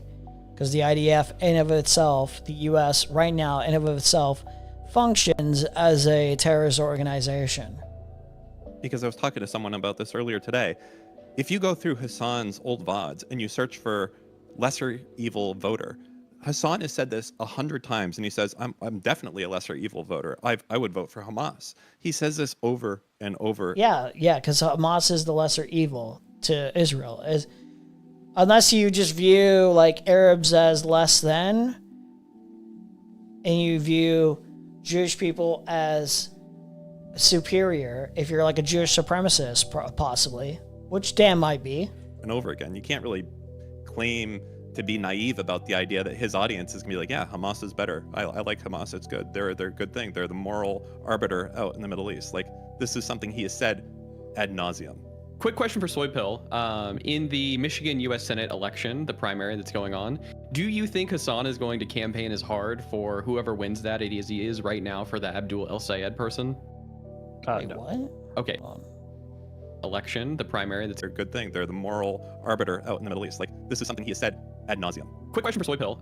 In the Michigan U.S. Senate election, the primary that's going on, do you think Hasan is going to campaign as hard for whoever wins that as he is right now for the Abdul El Sayed person? No. Okay, isn't that a terrible thing? Shouldn't they be campaigning just as hard? Yeah, in the general, they should be, but that Well, like, doesn't I would belie say- the fact that we should still use their support of any candidate that we can get. That we. But both can I jump in for a second, Wait, please? one at a time, let's I want to hear from Ryan. Real quick, real quick. yeah, wait, I'll do this real quick and then Ryan. Real quick. I wouldn't expect Hasan to campaign as hard in the general as they would for some of the primary. That's fair. You support some of the primary general. It's when you're attacking everybody else that's going to the general. That's the issue. Is what I was saying. Go ahead, Ryan. Who is? Well, what's it mean when you say attacking though? Like, is it meaningful criticism of, I don't want this person as the candidate because of so and so and so and so and so, which goes against the rules and principles of Hasan's perspective, right? You're just saying like, oh, because they're a Democrat, we can't ever meaningfully like criticize them and not advocate for someone else to take their place or whatever. I'm not sure. What does that mean? Like, I don't know.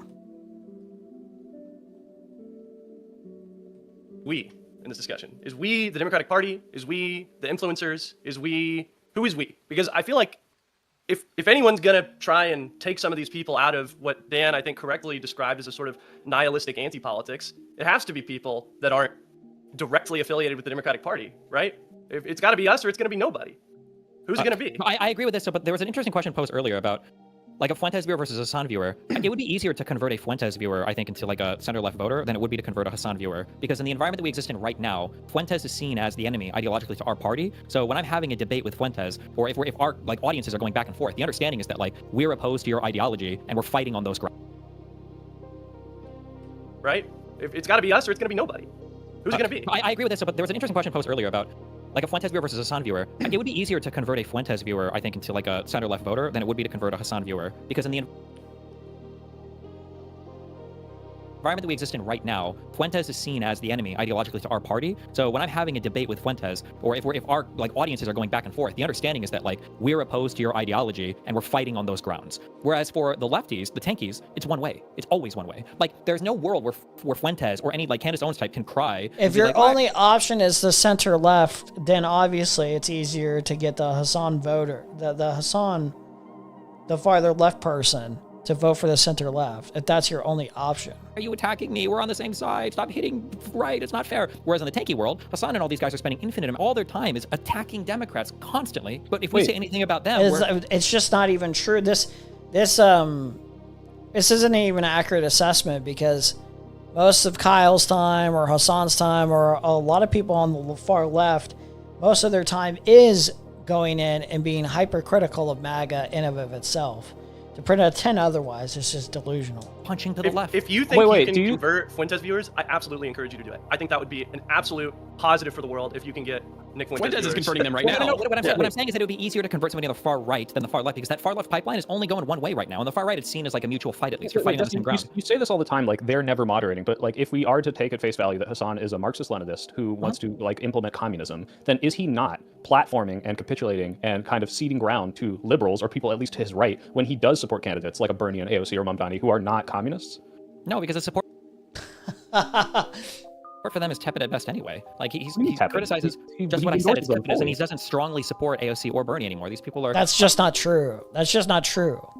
If anything, it's like the opposite. Like the people on the farther left, like Bad and Panada, are hypercritical of Hasan being like too accommodating.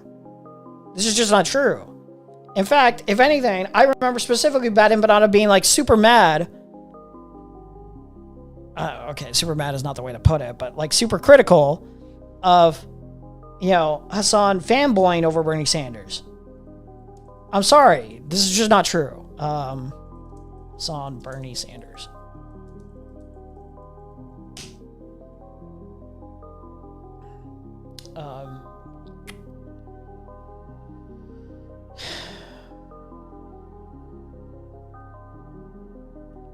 Ladies and gentlemen, boys.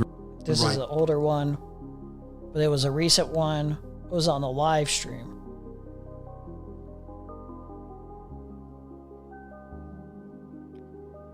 I bet you thought I would only go after again sometimes. It's been a while, but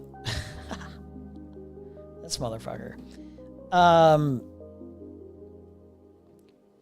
where is this shit then?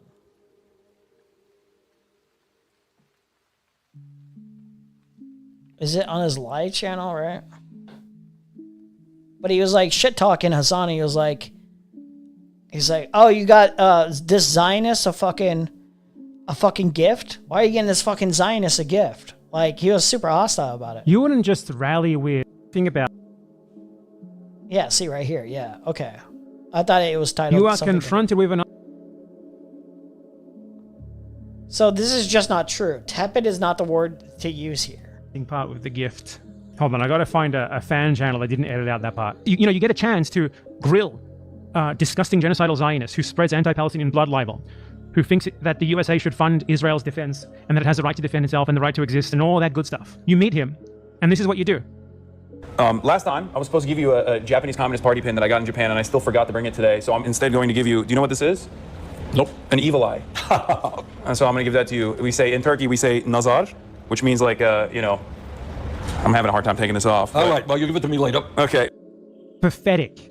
You are confronted with an opportunity to grill one of the most conniving, disgusting Zionists in the entire world right now, someone whose very job it is, when it comes to Israel-Palestine, is to, Bernie Sanders' job is to mislead people into thinking that his positions count as sufficiently anti-Israel. And you can't even grill him for a second. You just get starstruck and give him a fucking gift. This is someone who's supposed to be I actually agree with this assessment that you should be more hypercritical of people who even taking Bernie Sanders' side, because you can't you can't tolerate this shit. But I don't think you should tolerate this shit.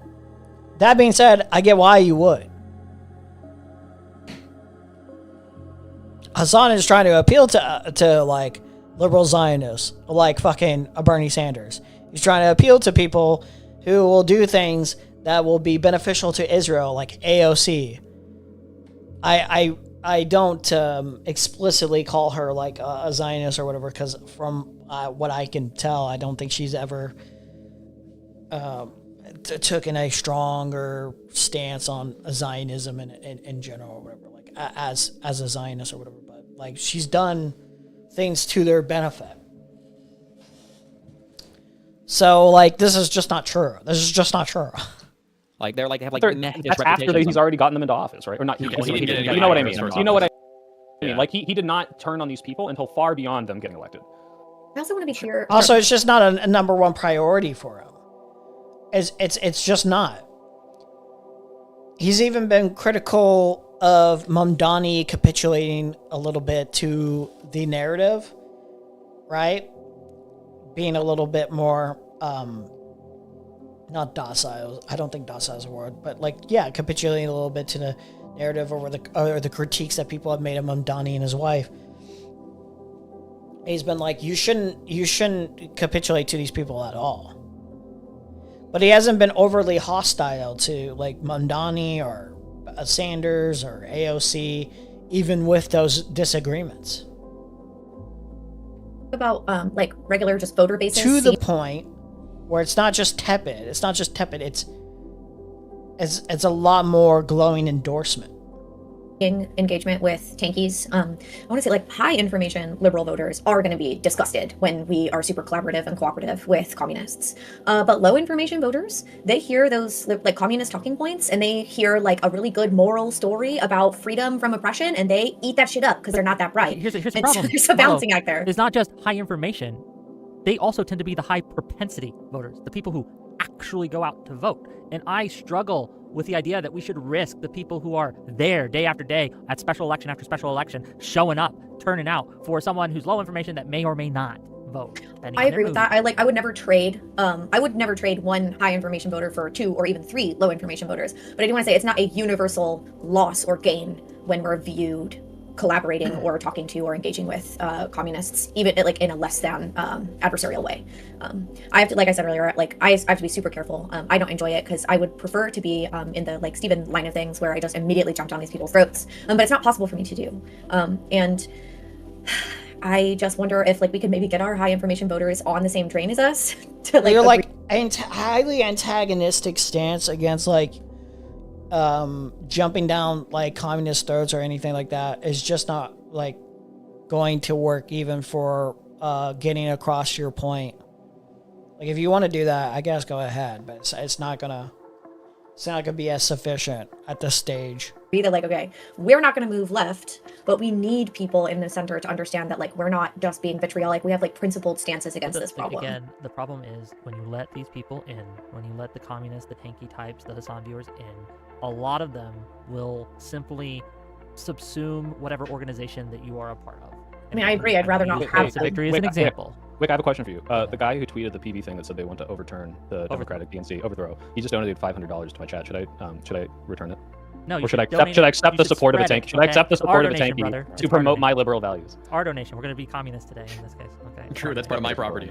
Exactly. Spread the wealth. Redistribution. I just want to say earlier we were saying that Democrats aren't doing enough or talking enough right now according to his means. I get about Trump and the Iran stuff, but we had 70 lawmakers go on Twitter and call for the 25th Amendment. I don't really know where you're looking, but Schumer was out there basically saying like Trump's a military moron and we're worse off now than when the Iran war started. I think Democrats are out there and they are talking about it. Yeah, they pushed the war resolutions, war powers resolutions. Yeah, but it only took to get to this point when this should have been happened for quite a while for a multitude of different reasons. We're only just now getting to this point. Like, you think that's a plus for the Democratic Party? You think that's a good sign? Or it only took to the point where like this madman has to basically threaten a genocide on our enemies? Basically threaten a genocide that would probably return a genocide upon us.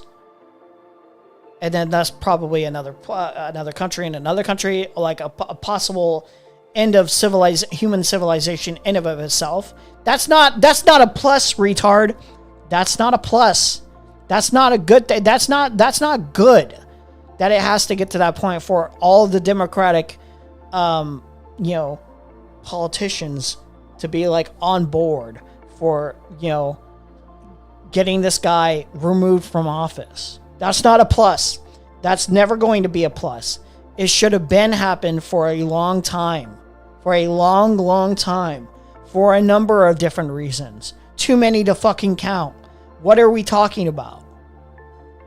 Oh, well, like, they say the Democratic Party doesn't do anything. But look, they're just doing it now. They're doing something now. Too fucking late, asshole. God damn, man. Is this really the fucking bar? Holy shit. Let me fucking run everything then. Scratch it. Let's scratch everything. Let me fucking run it. Holy shit. Let me be in charge for like 2 fucking minutes. 2 minutes to restructure a couple things and then hand it to somebody more competent than me that can handle everything from there. Holy fuck, man. Really? That's the fucking bar?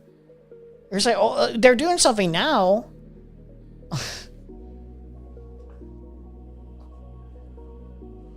Jesus Christ, man.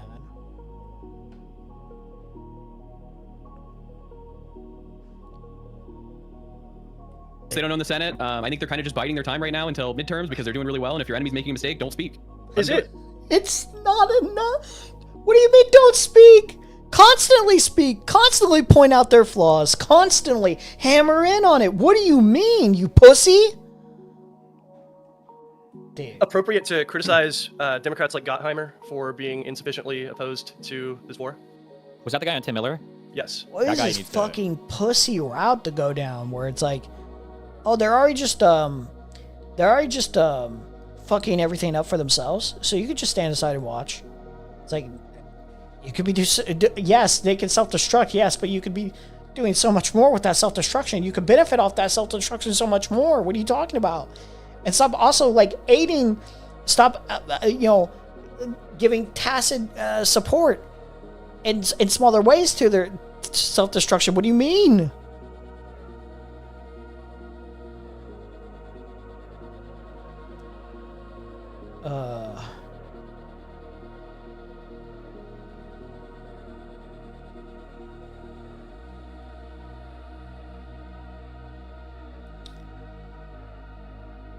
Fucking, he needs to be shipped out. That guy's crazy. Yeah, I mean, I think so. But it's okay to that's criticize the different. Democratic Party sometimes. Democratic Party politicians. 100%. Whoa. You just said 2 totally different things, okay? I have no problem criticizing politicians. There are some Fetterman. Whoo, that guy is, yeah, there are definitely He votes most of the time, but yeah. Sure, but there are a huge difference between criticizing an individual versus like shitting on the party constantly. Yeah, agreed. And people on the far left are never having the conversation of like, what should we give to the liberals? It's literally all or nothing on everything. Like, you've got one of the funniest clips. I remember watching Austin and Hasan were watching Kamala Harris, and Kamala Harris was saying like, we need to call for an immediate ceasefire in Gaza to get this war stopped. So we can, and Austin was like happy for a second because he didn't get the Hasan talking points, and then Hasan was like, oh, it's just another temporary ceasefire. Like, this isn't even going to be permanent. They're probably not going to do it. And it's like, nothing is good enough for these people. You can never. But that's true. It was just a temporary ceasefire. Most of these, but that's true. That's true. You should be hypercritical because like. What? Enough to them. They're always using these issues. They don't care about Israel-Palestine. They just use it as an issue to attack A the left. ceasefire wasn't enough. No. And that's all they do. Like, the idea of keeping a coalition like that together is like impossible when it's always one way. And it is with these people. It's always one way. Wait, why does it? Wait, hold on. I want to address that because you keep saying it's only one way, but you did address and kind of acknowledge the point that clearly Hasan and definitely his audience is in some way moderating their more radical beliefs, or at least Hasan's more radical beliefs, to support progressive candidates that are left, of liberals, but like are still in the liberal coalition that still want social democracy. You're talking about the furthest left people in the entire party. They're using these as anchor points to pipeline people to radical ideology. That's it. They're not Who cares if we both want that? No, because we don't want that. We don't want people to become socialists and take. Or at least I don't. Do you like those? Do you like Bernie? Like, would you vote for Bernie Sanders? I would. Yes, but these are the should I deny Hasan's promotion of Bernie Sanders? No, but that's not what we're talking about. They can promote. It is. That's exactly what I'm talking about. I want to appear on a platform to promote Bernie Sanders and say you're in the tent for promoting Bernie Sanders. We're not talking about them supporting the candidates. We're talking about us supporting them and welcoming into our coalition. Wait, what does that look like then? As in, like having friendly campaigns alongside them or pretending that we share. So that is exactly what I just said. It's me and Hasan going and promoting Bernie Sanders. So I shouldn't do that. Well, hold on. Wait, hold on. You open that thing saying, should Bernie Sanders not accept the support from Hasan Piker? Yeah, and then I move on. Okay, should me and Hasan appear on a panel promoting Bernie Sanders? That's not okay. I would say that appearing on a panel with somebody with a massive ideological opposition to you and pretending otherwise, I think is generally bad. I would say generally speaking, yes. What does pretending otherwise look like? Because I think you're not emphasizing your disagreements. You're only going there just to talk about like some superficial agreements you have.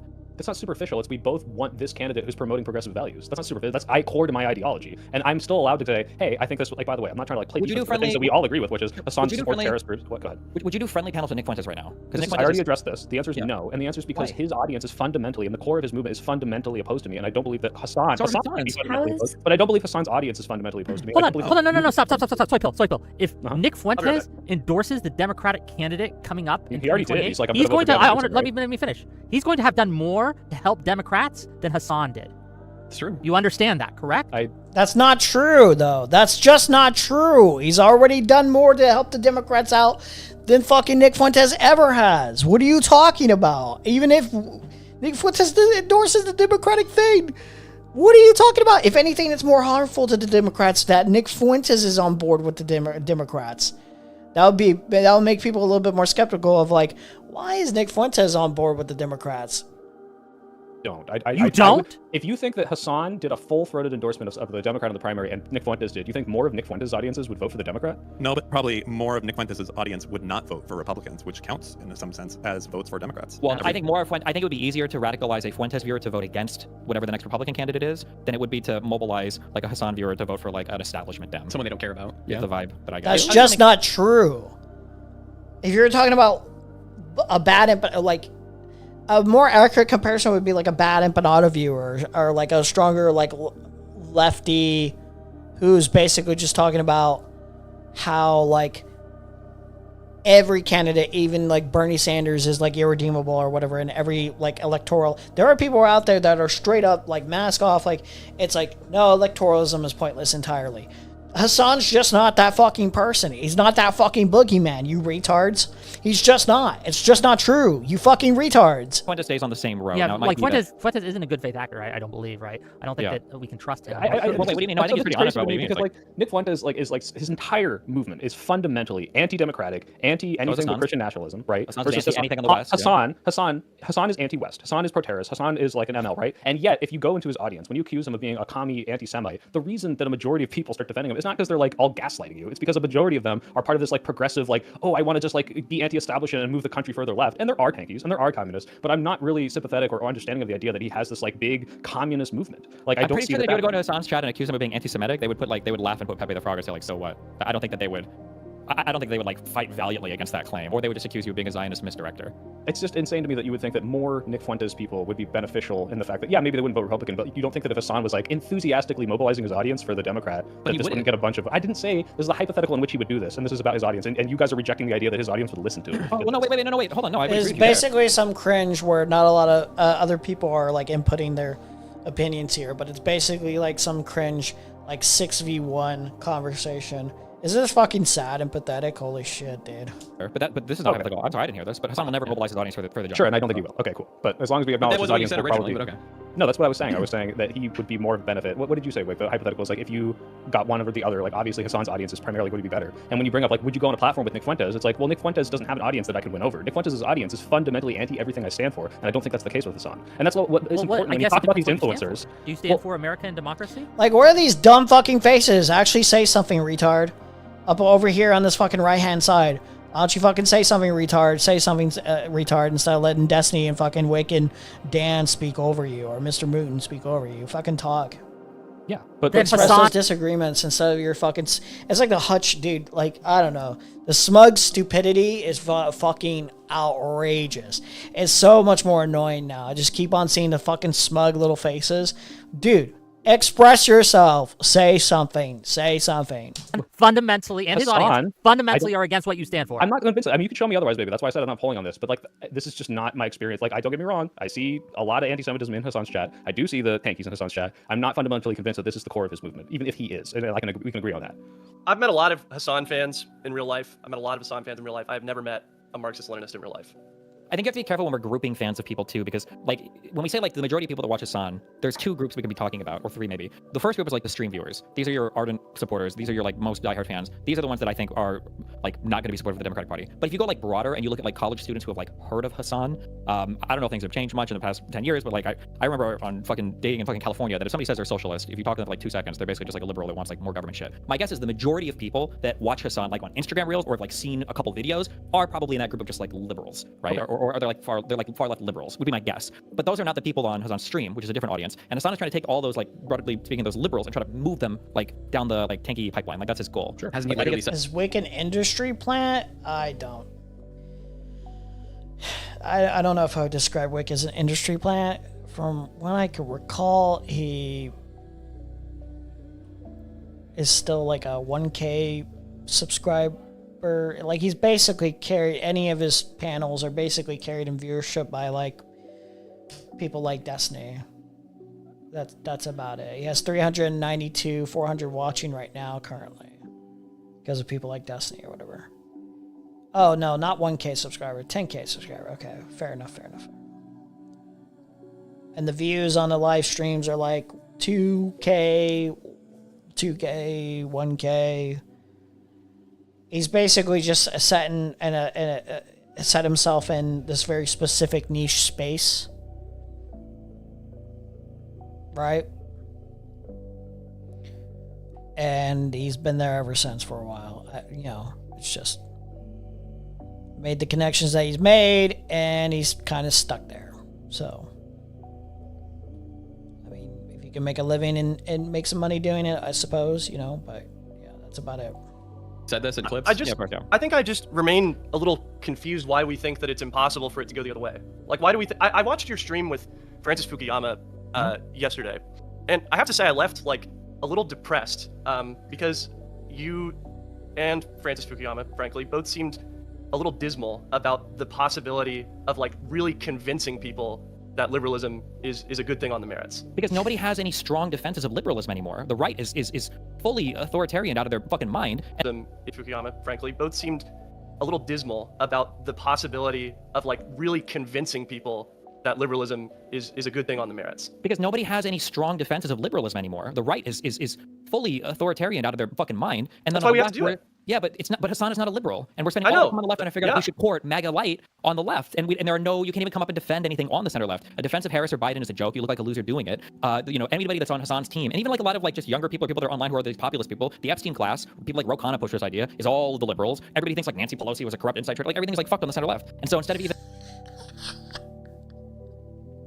he's saying we're washed, we're cooked, we're done. Or washed, we're cooked, we're done. All these very valid critiques, man. Man, but like, trust us, guys. We're like, we're the shizness, guys. Like, trust us, guys. It's all gonna be fine. We're good. We're good. We're not totally cooked. We're not totally cooked here. Oh man, that's good. Even, I think this all plays into the argument of like, do we court these people? It's like, instead of ever building out a strong center-left identity, the center-left just eats itself and then talks about having to court the far-left that has no... So why should we trust the center-left? You guys are not fucking... You're cooked, guys. You're cooked. It's a wrap, guys. Center-left is not it. You're just validating my opinion further. You guys suck, bro. Your position fucking suck. Your policy fucking sucks. Your fucking charisma fucking sucks. Like... You're done. You're cooked. What is this? It wasn't the fact that the left was like, guys, I know they're good on it, but this is why they're actually bad. It was like, no, guys, people have legitimate criticisms of the way the Democrats are handling it. We're at the point where the debate has moved from should we engage with Hasan to Hasan never engages with us, and now there's nothing actionable about this debate. This debate is totally devolved into a drama slot panel It's so awesome. There's nothing actionable being talked about here. Nothing at all. This is completely pointless at this point. Listen to the far left at all or take their talking point.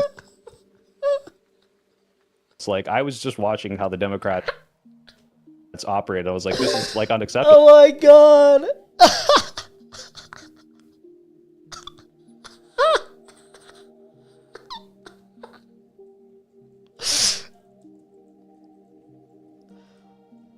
Dude, that's awesome. That's so awesome.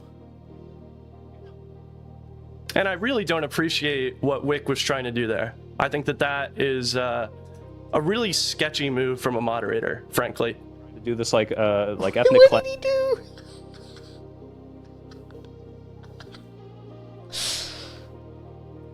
Oh my god, dude. Democrats are handling it. Dude, it's so good. Democrats are handling it. We're at the point where the debate has moved from Oh, it's the same clip. Is it, right? I think it is. should we engage with Hasan to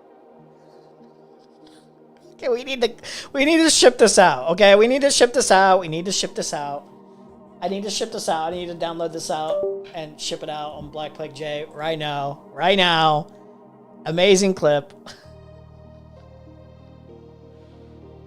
Dude. That's golden. That's just golden, dude. That clip is fucking sick, dude. I wish I was watching on Ryan Getty's perspective now. Is this the same one?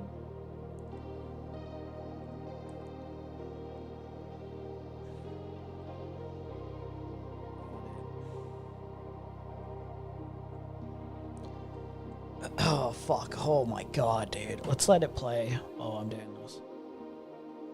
Two-way street with the center left, and then so you get people like Hasan who are talking about the duopoly, the two-party system that is all the same, and then the New York Times or center left libs are writing hit pieces on Gavin Newsom, and it's like, what the fuck is happening? There is no like liberal representation anywhere. And again, anyone who is saying that the Democrats are struggling or failing or not doing enough, etc., we are putting up win after win after win after win at the at the ballot box. Like we've flipped what 31 seats now, 30 seats now, somewhere around there. What's his at? Ryan Getty.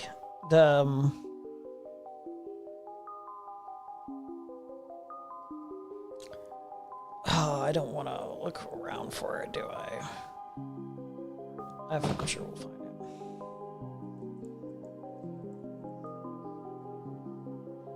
it. Yeah, Ryan Getty? Okay, cool. Ryan Getty expresses frustration.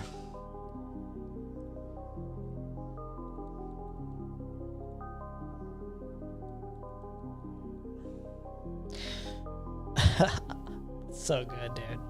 Yeah, that the Democrats aren't doing a phenomenal job, right? With what they have. Is amazingly out of touch. And this is the insidious nature, I think, of courting Hasan or playing nice with Hasan, etc. Just to be clear, not courting Hasan. I don't think anyone thinks that we're going to convince Hasan. But there are a lot of people who want to like kind of tolerate him within kind of the sphere. Maybe not you specifically, right? But there are people out there, I've seen them in my chat, right, who are advocating for that. The insidious nature of allowing that is it distorts reality, and you begin to hear so much that Democrats are flailing and failing from all sides that you begin to believe it, and that's just not true.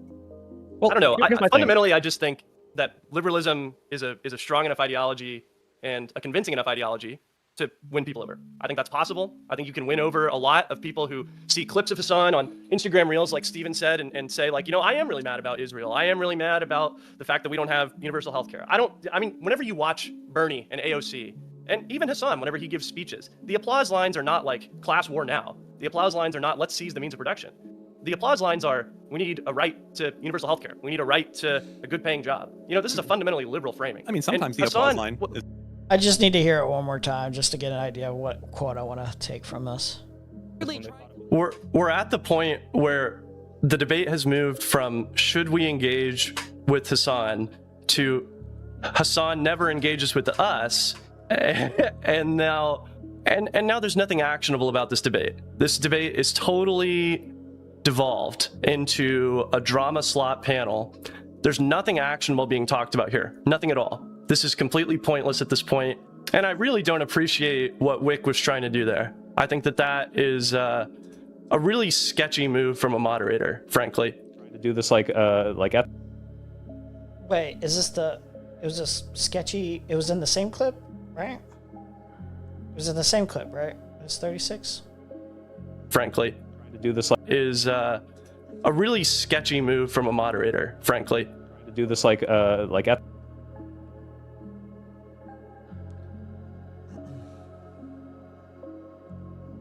Okay, that works. Cool. Sometimes Sometimes the in my applause line experience. is, hey, you know, if you call these senators and threaten them, you know, they're not going to run for re-election. So sometimes the applause line comes after that. Yeah? No, I've never seen Bernie Sanders do that. Ever. Oh, I've seen Hasan do that.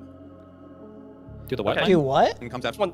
We need a right to universal health care. We need a right to a good paying job. You know, this is a fundamentally liberal framing. I mean, sometimes And the applause Hasan, line is that. Sometimes Sometimes the applause line is, hey, you know, if you call these senators and threaten them, you know, they're not going to run for re-election. So sometimes the applause line comes after that. Yeah? What do you mean by threaten them? What do you mean by threaten them? Because that, like, language is vague, though. I'm pretty sure, like, Hasan's language would basically be like, you should express your dissatisfaction. You should express your voice in terms of, like, I don't think you should be doing this, right? Express your opinion. Like, I don't know, like, I guess you could threaten the vote away, like, threaten to not show support. But you're being awfully vague with that language here.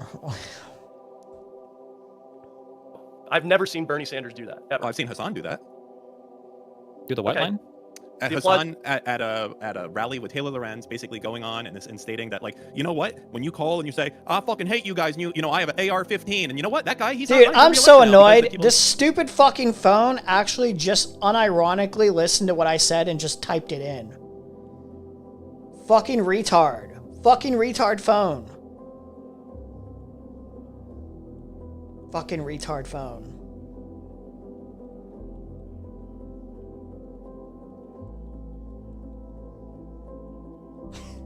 Fucking retard phone, I hate you. Dude, this fucking retard phone said, when I was typing it down, I typed down, Ryan Getty expresses frustration for where the Whicktv panel is going. And then I just said, I just need to hear it one more time just to get an idea of what quote I want to take from this. And then fucking retard phone puts it into the tweet. Are you retarded? Why? Why ain't you? Okay, whatever, dude. We'll just type it all in again. Retard phone. That's insane. This phone, stop listening to me when you don't need to be listening to me.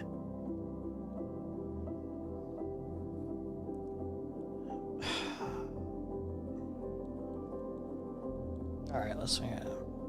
Made those calls. That's the type of stuff that's happening there. So I don't disagree. Well, that does happen. So I think you're both right. But I think what happens is that when Hasan is in front of larger audiences, so when he's got his like PR firm that's connecting him with either weird guys or women that want to bang him that are writing these really weird glaze pieces about him, when Hasan is on those platforms, that's like Hasan at his most like liberal friendly. His lib friendly version is trying to pull people in. But then when he gets them more on his platform, the goal is to radicalize them, right? Like this is why do you think he feels the need to be lib friendly in those environments? Because that's how you appeal to people. You're more masked on. Like when I was doing all the rounds on the Red Pill shows, like there's like 50 million abhorrent things that these people are saying. I'm only fighting on like 10 of them, and then I'm trying to have a good time. And then people see me as like pretty reasonable. But then when they come to my platform, I'm obviously a lot more radical against a lot of these things. But that's like the goal of like converting people in that direction. But you can never do that to Hasan. Hasan won't let you do that on his platforms because they know that the game that they're playing is only one way.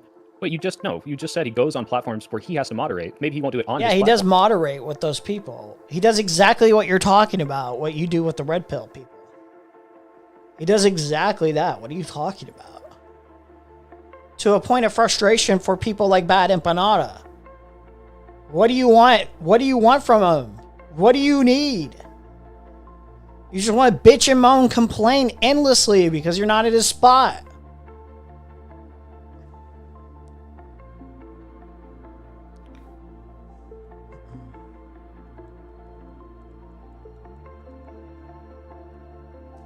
But he's clearly then moderating and capitulating to liberal ideas because he knows on he has larger to. platforms. So where is he And now? He's only going to larger platforms. Notice how Hasan doesn't platform any of you guys. Notice how Hasan doesn't platform Vosh. Notice how Hasan doesn't deal with any smaller creators that aren't fully in his camp. The New York only Times time did Hasan is it. moderating. Vosh has a controversial history. you are an obsessed stalker, first of all, and have an insane controversial history.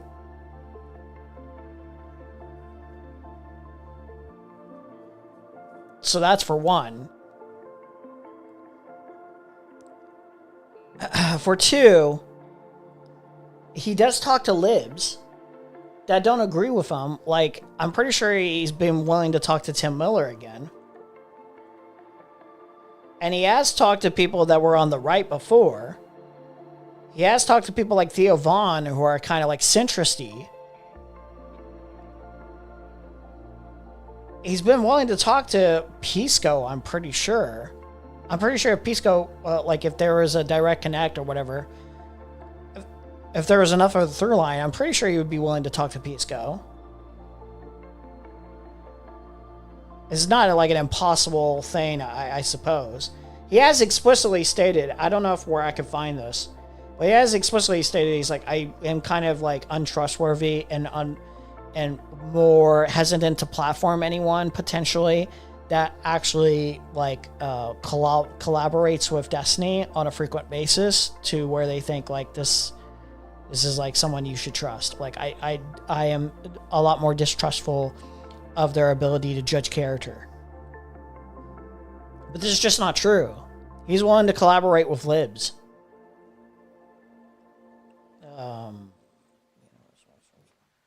And also, there's no obligation of who you're supposed to collaborate with. He's not obligated to collaborate with any smaller streamers.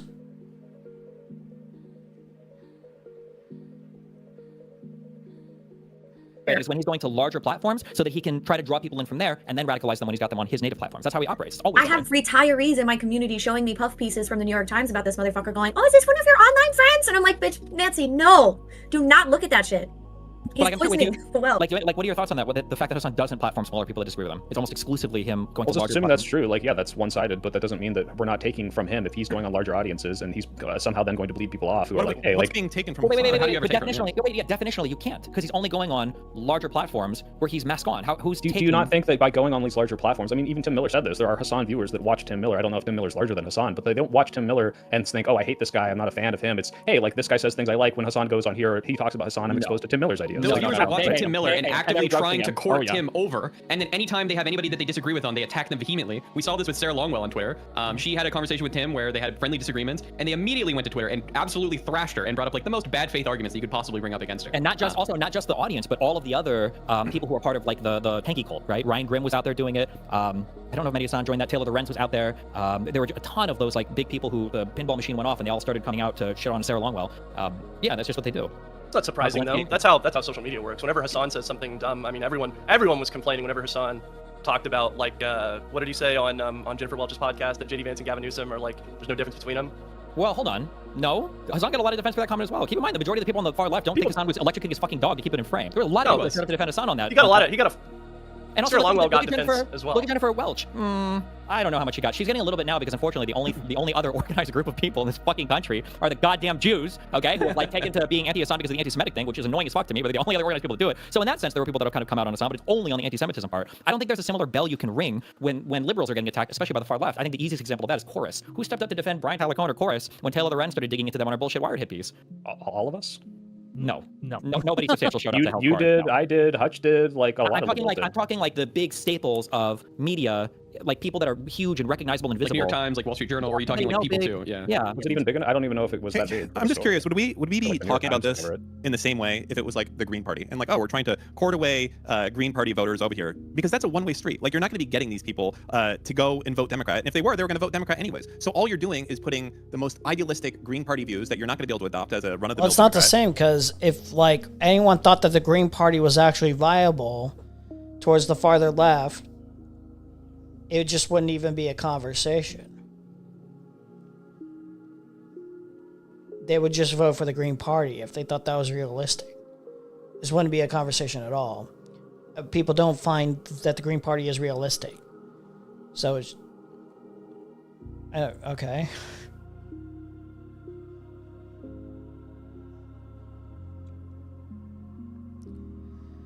So actually, shit I hate most about panels, people don't actually engage or even attempt to make an illusion of caring of being good faith. Yeah, it's pretty annoying. Panels are actually pretty obnoxious. I think I've been on like one of Wick's panels way back when I didn't have like a microphone or whatever. I was just on my phone or something. Like I was on my shitty phone. And it was dog shit. It's just like a bunch of retards like spurging out.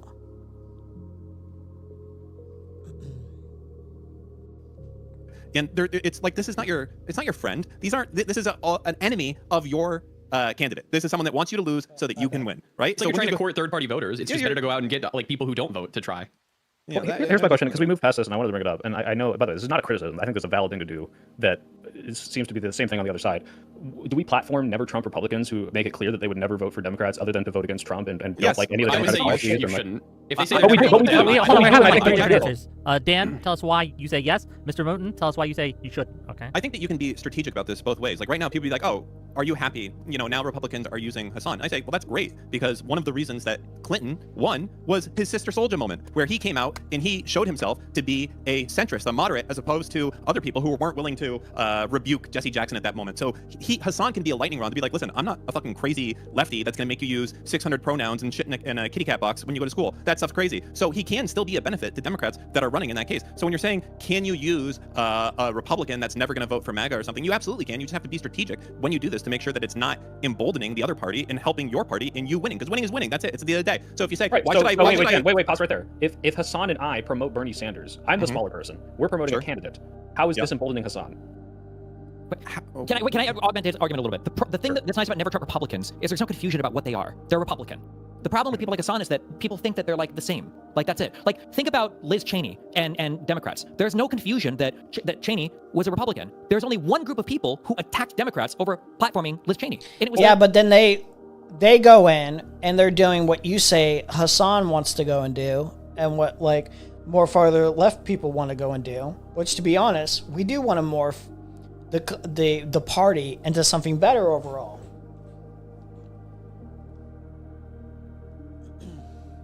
Right now, the way the party operates, closer to, in effect, at least, is more of a neocon party.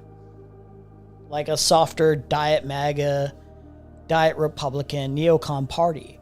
You don't want that. That's not what you want as your party. You don't want it going towards more to the right at all. Unless you like people on the right.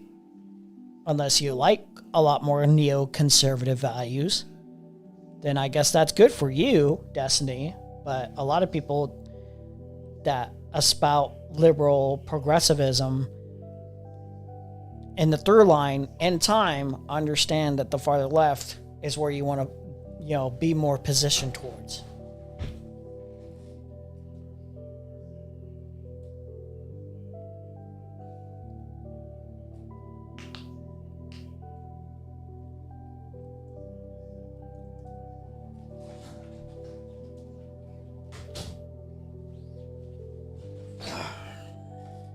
the tankies. The Republicans didn't say, oh, look, the Democrats are the same as us now that they've got Never Trumpers on. They fucking hate the Never Trumpers. Yeah, wait, but the Republicans shit on Liz Cheney. The far lefties shit on Liz Cheney. And a lot of regular liberals also shit on the whole let's court Dick and Liz Cheney. Yes, they did. By the far left. It would only because it was driven so much by the I think you're vastly maybe online, you're vastly underestimating the hate for Dick Cheney. Just to be clear, again, I want to be clear with you. Cheney fundamentally votes against Democrats. Hold on. Stop. She was going to be on the January 6th Commission. Soypo, I need you to acknowledge this. Soypo, I need you to acknowledge this. Just real quick. We weren't pretending that Liz Cheney was a Democrat. Yeah, and I just want to Hasan is point this out. pretending to like Bernie Sanders or you understand that Liz Cheney. They're not radical enough. Wait, you suck at moderating. They don't listen to me. No one listens to me. Be louder. But that's part of the charm. Again, the language is he didn't ever say he pretends to like these people. He does like these people. He does like people that are going more towards the left. He likes people like Bernie Sanders to almost a fault for people on the farther left, where they're like, why the fuck do you like this guy so much? He supports shit that like you should be a lot more antagonistic about them supporting. And Hasan is being pragmatic and saying, listen, you got to meet people where they're at. Because you don't get change through such a radical shift by being overly antagonistic to people like Bernie Sanders. You got to move them directionally over time. gently over time as much as you humanly possibly can. As long as they're in your interest and they're helping your interest, for the most part, you gotta be able to be willing to collaborate with them. It's okay to be critical of them. It's okay to be disappointed in them in certain aspects where it counts, especially. But he's also he's saying like things could be fucking worse with someone like Bernie Sanders. Things could be so much fucking worse. So let's work with what we got here. It's not pretending. It's meeting people where they're at. It's not pretending. It's not pretending. It's just not.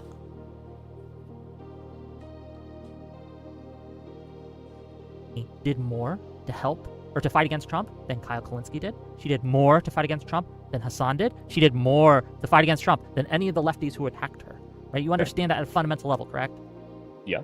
Okay. So when people are like upset that we are courting Liz Cheney, we're not courting Liz Cheney. What we're doing is we're allowing her to say, hey, Trump is that bad, and I'm going to vote for Democrat. Right? I'm going to vote for the and party. I'm saying that if you can do that in a general, and just because it's very clear to me that Hasan and his audience probably won't do this in any general, but you can do this in other races where you agree with their picks, why not do that? That's yeah, but if your focus is on like courting someone like Liz Cheney, right, and trying to appeal to them more and take into their directional positioning, their policies, that goes against, you know, far left people's interests, and it should be against your interests as well as a Democratic Party. Like, you shouldn't try to appeal to a lighter form of republicanism. Like, you shouldn't be appealing to neoconservatives. You should be trying to appeal more to the direction of progressive values, just on a moral principle level. Like, you should, because it's the moral direction you should be headed, not just to win over votes. One of the reasons is then you tie yourself, it's the same reason you don't hang around someone with leprosy.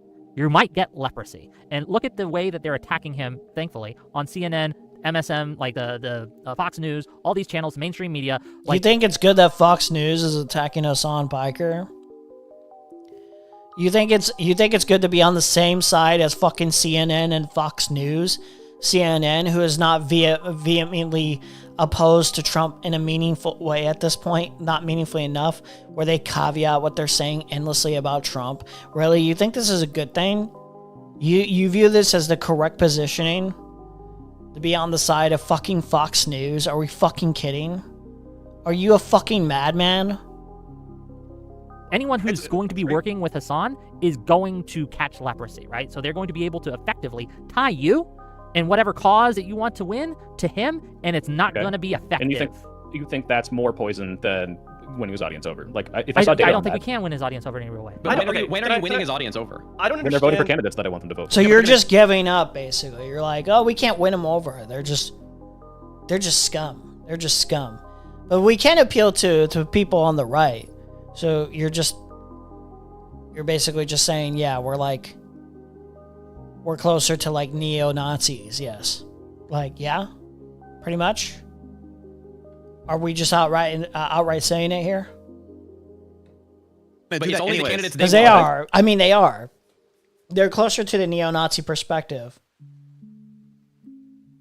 For it's only the They're candidates they not want voting to for vote candidates. They're never voting for candidates you It's want to their vote for. They're candidate. voting for candidates that they want to vote for. Yeah. If you wanna vote for and them, sometimes I want to vote for those candidates, and I'm willing to combine And that's platforms fine, but you're and not work winning together them to over promote to that. your side at that point. They're not I know, coming to but you. they're free riders. Yeah, I know you Hasan get is, but I'm nothing not working convinced with that them. You get happens. That nothing. his audience is this like immovable, Alright. intractable I kind just- of terrorist supporting like.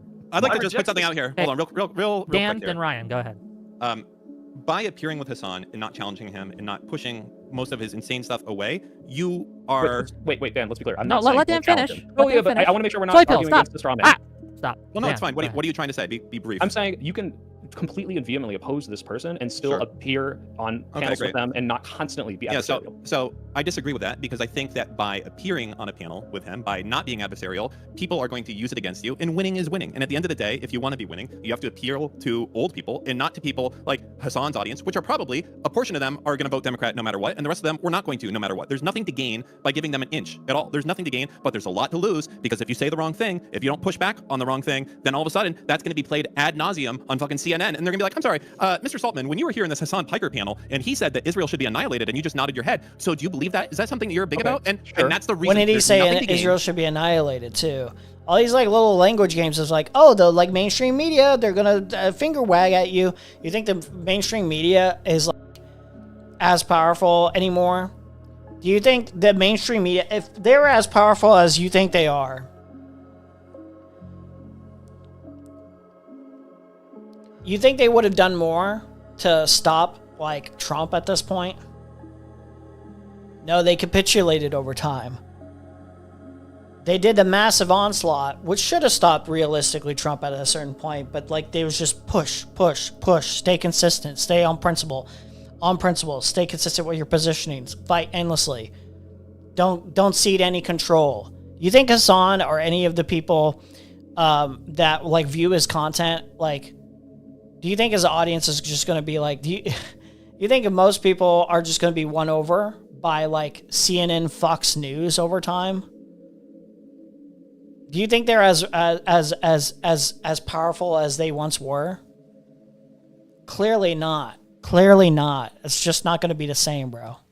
Everything to lose. But I'm not saying if I appear on a thing where we're both promoting like a Bernie Sanders and Hasan says, let's annihilate Israel, that you shouldn't push back on that. Yeah, So, but the problem is that Hasan, when you talk to him, like, I don't know, did you watch when Hasan was doing his little rally with Abdul Sayed? And I'll tell you, when they're in the bus together, the entirety of that bus ride, all they talked about was Israel. That's it. This is supposed to be a guy just running for senator of Michigan. You'd expect to hear like, oh, how are we going to bring back fucking auto manufacturing or make things more affordable? It was just Israel. It was all about Israel. The entire car ride, okay, of this was based around that. And I just think that engaging in that, if you want to be taken seriously and you want to win, by sitting there and engaging, it's going to be used against you and it's going to cause you votes and you're not going to win. And winning is winning. And I think that if Democrats want to win, they should do winning moves. And a winning move, I guess we'll see how that unfolds, buddy. This mass hysteria over like people not being pro-Israel and meaningfully condemning Israel as they're radically destroying us over time by drawing us in further conflict and just getting away with whatever they want, whatever slaughter that they want to with our weapons and our support. I guess we can just like ignore that because then it wins a Democratic seat or whatever and they can just continue. Like, just say you're pro-genocide. Just say that already. Just say you're pro-ethnic cleansing. Can we just rip off the Band-Aid and say, I don't care. I want America to benefit off the mass expulsion, the ethnic cleansing of Palestinians. I want more Arabs dead. Can you just say that already? It's just very boring and tedious. Of like, don't you understand? Like they'll be criticized. Like any candidates that like, interact with Hasan, they'll be criticized and they will lose.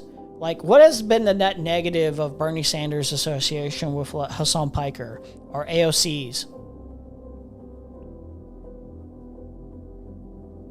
Or Mamdani? Do you think like the association with Hasan Piker has done anything meaningful at that point? This goes the other way too, where like you harp on and you Barbra Streisand affect the people like Nick Fuentes over time.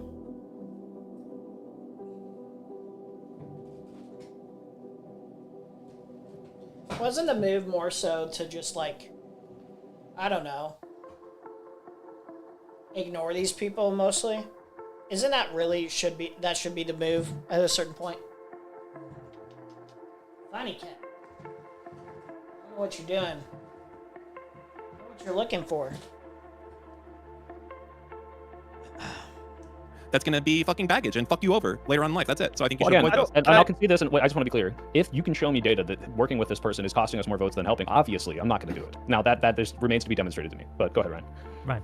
I just think... Ryan, go ahead. I think when we're talking about politicians, it is just not my... it's not my position to say to know what is going to be the most electorally optimal thing to do.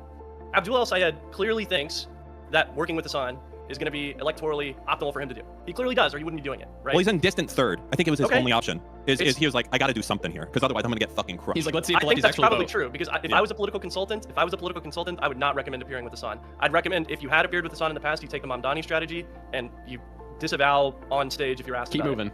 But, so I agree. Well, there's never been a disavowal of Hasan Piker, only specific comments.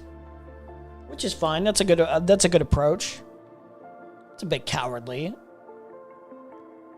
By comparison, other what you could do is stand on strong and emphasize the full context of the quote in of itself and say that's not really worth condemning, right? But whatever, you could do that. You could just take the easier approach and just be like, look, I'm not going to condemn him as a person, but I'm going to condemn those comments. Good one. But whenever we're talking about influencers, which is I hate that term, but that's what we're trying to do. We're trying to influence people to have different political views. And we don't want the politicians to sully themselves by associating with Hasan. I mean, if we just accept that this is only a one-way street, then we're screwed. We're screwed no matter what. If it's only a one-way street, he's going to continue getting more and more support, more and more voters, turning more and more people off of politics until the country's dead. And I just refuse to live in that reality. Well, one-way street is when he engages with you, he's only converting from you. You can't convert from him. He's not going to have an adversarial conversation with you. He's just going to be there to slap up your audience, and then when he gets them on his platform, he's going to try to... Also, he's not going to grow infinitely. He's not like a fucking... So then the suggestion is don't interact with Hasan. That's what your suggestion really is. Instead of don't meaningfully challenge him at all. That's the real suggestion. Why not just come out and say that, you fucking losers? That's what you're really saying. Okay, I'm bored of this.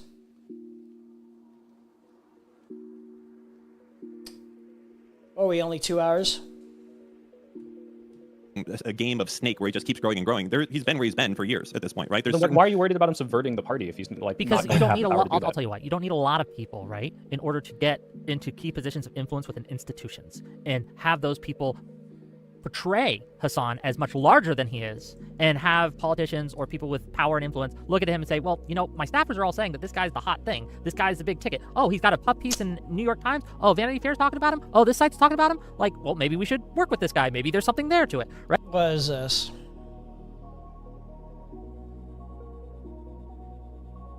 Trump is saying all the shit about how, yeah, I am all these captured. I'm afraid of criticizing Sarah Faye because my audience will turn on me. That he did not fucking say. He did not say that, you fucking dishonest fuck. What the fuck is wrong with you, Perry? What the fuck is wrong with you? He never said that. He never fucking said that, you piece of shit. What the fuck? You should be ashamed of yourself. This is disgusting.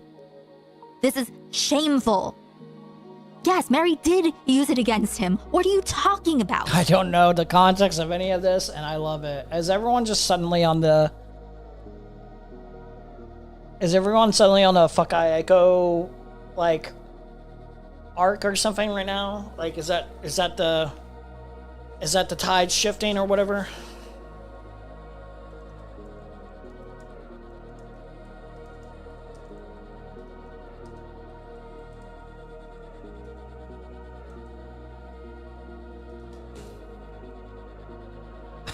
I'm not sure what's going on there.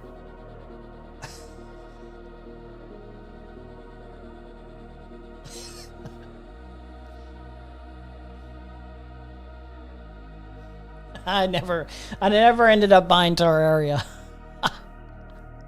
Our brother's like, I thought we were going to play Terraria.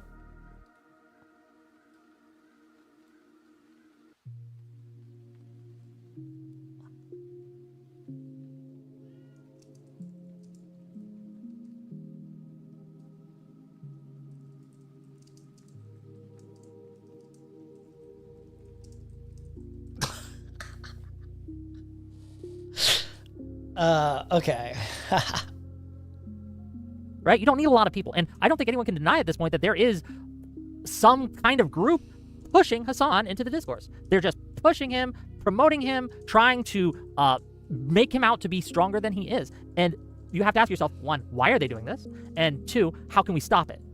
Right? Well, first of all, that's based on the presupposition that we can stop this, and that you don't like, think we can? I don't think we can one. I don't think we can because it has a lot of people that listen to him and enjoy his content, and like the idea that like yeah, if we all just came together and lived in the world where like we can just excise this person completely, and now they're deplatformed on anything. Like I mean, like Dan of all people is like done the most to try to like get this guy deplatformed, and like hey, he's made a lot of progress, but it's not happening. Like I don't see this person disappearing anytime soon. So the idea that like all we have to do is just like ignore him, will go away, or like excise him and constantly shit talk, like that's clearly not happening. But two, I mean, you talk about like oh, this is hurting us by associating with him at all. You mentioned what the Abu al-Sayyid conversation in the car was fundamentally anti-Israel. I mean, like, is that not the majority opinion of the Democratic base right now, which is like 80% anti-Israel, I think? Ryan, is that what you quoted to me earlier? Like, this is capturing, unfortunately, or fortunately, depending on your view, like what a lot of people are thinking about Israel. No.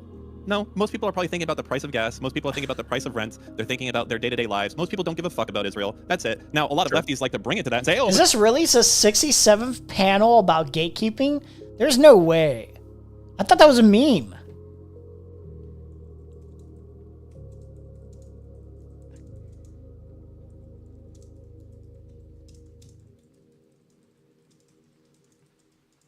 Six, seven? There's no way. Oh, dude, that's fucking awesome. 6, 7?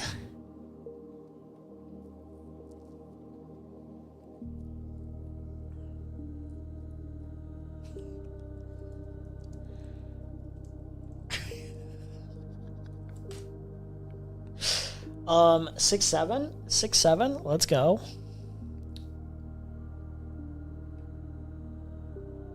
This cat wants it. You want in? I don't know what you want, buddy.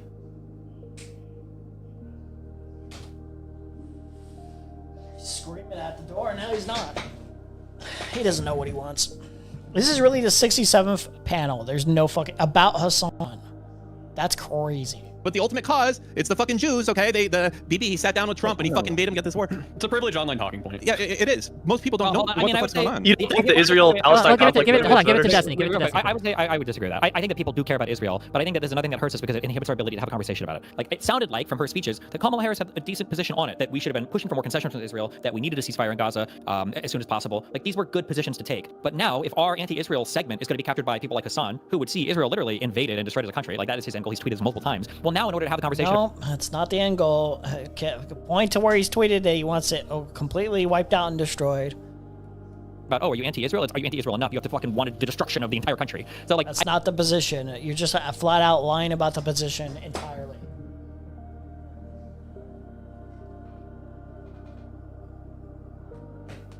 One state is not a flat out destruction of Israel in and of itself. I can't ever realistically see a way, a feasible way, where you can have a one-state solution. Because don't you know those filthy Arabs are just going to kill? They're just going to kill all the Israelis. Don't you understand? They're just going to kill all the Jews. I agree that like the Democratic voter base has moved to having a negative opinion of Israel. I think a majority at this point, for sure. But that doesn't mean that it's the same as like I want to destroy Israel, like Hasan and his ilk do. But I think they have like a monopoly on those talking points right now. I also want to be clear on one thing as well. Like, it is true that Democrats have a negative overall opinion of Israel. Like 60-40, I think, is what the Pew Research poll. But I mean, when you look at other countries, every other country in the Middle East has a lower by far. Iran is 91.9 disapproval. So like, I understand that Israel bad, but it's not like they're bad amongst their neighbors of also being worse. So I just think it's crazy to have a Michigan senator at this current moment. No, they're not worse. Like, no one here, no one on my end. You're not gonna get any like Iran praise out of me in terms of like, oh wow, praise the Ayatollah or some shit like that. You're not gonna sit here and tell me at this very moment that the more destabilizing fucking state out of the two is fucking Iran. Get the fuck out of here, you fucking retard. That is sweet. What's up? Play somewhere else. You're hanging around this area with a little bit too much. Very weird. Very fixated on something. Very weird guy. Exclusively on this issue. It seems to me... I might be ignorant. Is he exclusively running on anti-Israel? It seems that way. I think he will probably lose. How is he even like doing any? Is that literally like where all his base comes from, or is he also doing the things we're talking about, where he's like, making progressive policy points that are appealing to a lot of people? Because you can't say no one cares about Israel, but somehow this guy is popular enough to be in a competitive race. Like, no, it's because he's also promoting quality of life stuff, right? And like cost of living and minimum wage. Like, is he? Well, we know his position on Israel. What's his position on anything else? Do you know? Well, either he's talking about something else, or Israel's a lot bigger deal than what Dan's saying.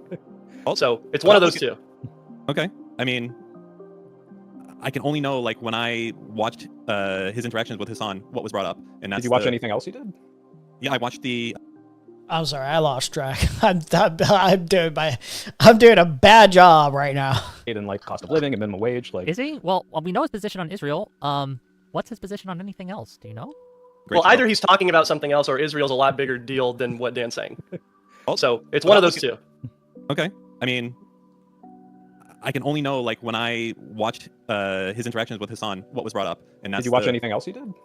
Yeah, I watched the speech that he did. So they went to the auditorium with Hasan, and he sat there and he was doing conversations with other people. Yeah, it's extremely Israel focused. Yeah, I mean, absolutely. yeah, but if you go on his page right now and you look at the tab priorities, you've got economy for working people, healthier Sure. America, housing crisis, civil rights, clean air, better education, and then the last one is sensible foreign policy, which I'm assuming is going to include Israel. He's anti-Israel, guys. He can't be trusted. He's anti-Israel. He's pro Hasan. He's anti-Israel. So therefore, I don't care. I haven't even looked into his other policies. He can't be trusted. Extent, although if I control F here, I bet I'm not even going to find Israel. I'm not. Like, yeah, he talked about it a lot with Hasan because that's Hasan's like bread and butter. But like, this is not what he's running on. That's Hasan's move. When you say, hey, I don't know, why does everyone come after Hasan? He just wants Medicare for all and better pay for everyone. And then you actually go and watch his fucking stream, and he's just fucking screaming about Hezbollah the entire time. So yeah, that might be his printed fucking plan that he has there. But in reality, when you fucking listen to them, That's a highly exaggerated claim, but okay. motherfucker, or you talk Hasan, that's all it goes on about all day. Okay, so it's a nice fallback to say I just want Medicare for all. I just want a living wage. How much of that is spoken about versus just anti-American shit? Are we talking about Abdul al-Sayed, or are we talking about Hasan? Hasan. Oh, well, I don't know then. But I mean, obviously this guy's campaigning on stuff other than Israel, right? I mean, we can agree on that. Yeah, for sure. But I think that... And you think like every day this guy is streaming for like 8 hours, 9 hours every single fucking day, and you think his only content, his only commentary is praising Hezbollah and Hamas and Israel. First of all, that's not even real, like, or just, being anti-Israel.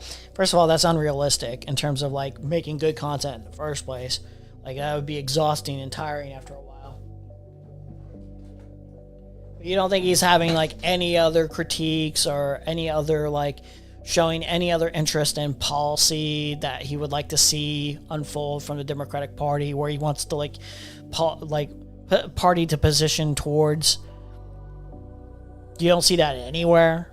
Like, okay, this is just like flat out dishonest. The fact of making this such a push to campaign with Hasan kind of it states the alignment that he has on that front, is what I would say. I think it's for the record, I think it's probably a bad move. And if I were his political consultant, I would say that. I would say that I think this is a bad move. I think you were right, Dan, that this is probably a basically last-ditch move to try and capture some media attention because he's in third place.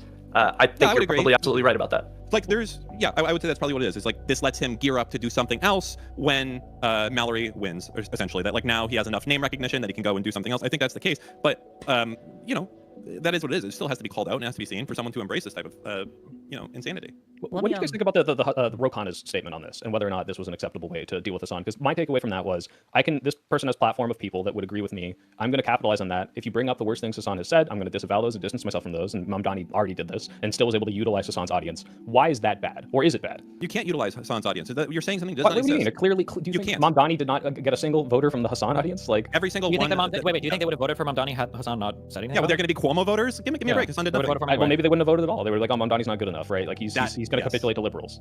Are you saying that with a straight face? Yeah. I'm saying that if Hasan didn't endorse, then maybe they wouldn't even support him at all, right? So what? Give me numbers or odds there. So let's say that Hasan had 1,000 voting people in New York, okay? And out of those 1,000 voting voters in New York, how many of them you think would not vote for Mamdani if Hasan didn't appear? Yeah. They're going to be Cuomo let's voters. say, in my mind, this might be an overestimate. I bet he doubled the support from his audience by bringing attention to him. So they were not doubled Mamdani's support, doubled the support from Hasan's audience. No, I understand what you mean, but wow. You're saying that without Hasan endorsing Mamdani, Cuomo had a chance, basically. I don't know how slim the margins were. I'm saying that Hasan's audience is going to, en masse, be more supportive of a guy that Hasan endorses than if he doesn't endorse or drives apathy about that candidate, right? Okay, well, I mean, maybe. So it seems like Mamdani was able to capitalize off of Hasan's audience, Mamdani and also avoid all the worst associations, because once, Cuomo tried to smear him on this, but then once he gets away from that, it's like, okay, well, now I'm just going to distance myself, not inviting him to the upstairs after party. Like, I don't want to associate with this person and the worst things they said, but I'm able to... Wait, that's not even true. He was at the after party. So even Soy Pill falls for like some of the like actual exaggerated like lies here, where it's like, oh, he didn't even get invited to the after, like he distanced himself, he didn't get invited to the after party. No, he was invited. He was at the after party. So it seems like Mamdani was able to capitalize off of Hasan's audience, Mamdani had and 207 also extra avoid all the thousand worst associations, because once, Cuomo tried to smear him on this, but then once he gets away from that, it's like, okay, well, now I'm just going to distance myself. I'm not inviting him to the upstairs after party. Like, I don't want to associate with this person and the worst things they said, but I'm able to take the good things about this and help me win, right? Wait, didn't he Can I ask a tangential? Well, hold on. Destiny first, then Ryan. Didn't Mamdani have to explicitly disavow Hasan? Yeah, he disavowed him on stage. At the debate. I'm curious why we think it's cool to work with like Mamdani and other DSA people, because the DSA explicitly says like that they want to take over the Democratic Party and make it a socialist institution. Like that's not a secret. Sure. In the case of Mamdani, it's because the other option was Grandma Killer Cuomo. Okay, he was so.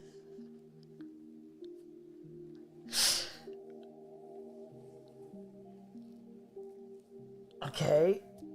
When has that stopped you guys? When has that stopped you guys before? What are you talking about? What was the other day? What was it, like not that long ago on Live and Learn, some of these motherfuckers were like, yeah, I'd vote for fucking Fetterman, even though he's like supporting like Diet MAGA. He's basically supporting the Iran war. What are we talking about? Since when has that been a restriction? They've been sucking on Israel's cock. What are we talking about? A genocidal state? Wait, when has that moral line stopped you guys before? Radioactive, that he was a worse option than the DSA candidate. The other options were Republicans. Yeah. Well, but also, in terms of what's being said there, though, keep in mind, like, what's going on. There's another difference, is that if somehow AOC or Mamdani even doesn't know how, assume Mamdani wins the Democratic presidential primary, right? I'm pretty sure, like, I would hope, like 90 to 95%. Only the Muslim thing would be a question, I guess, for some people. But like 90 to 95% of Democrats are voting They for would support him. Mamdani. Whereas Yes. if Newsom wins the nomination, right? What is They're that? not gonna turn. Half of the Hasan hardcore people are dropping off, maybe more. How many Hasan hardcore people do we think there are? I'm curious. Like Not voters in the many. United I think, States? Yeah, like voters. I think it's a 5-figure number or lower. I think it's a low amount of numbers, or the number of people is low. But the problem is by capturing so much of the conversation, it poisons other conversations we could be having. So, for instance, I don't think that At that point, like, who you're trying to appeal to at that point with the Newsom, if you have Newsom in charge, there's a reason Newsom wouldn't get the voting from those people. It's because what is the reason? What is the reason? Newsom isn't meaningfully different enough, and he's not going to advocate in your best interest. And he's probably going to lead you down like a worse path in the long run. And he's just going to do everything antithetical to your morals and principles. That's the reason why. But even in that scenario, even with those people having reservations, there'll still be enough people from Hasan's audience that have heard Hasan, even if less enthusiastically, be more pro-electoral and saying, well, this is our option at this current moment. You should vote for this person anyway, regardless. It's the lesser evil. It is a lesser evil vote at that point.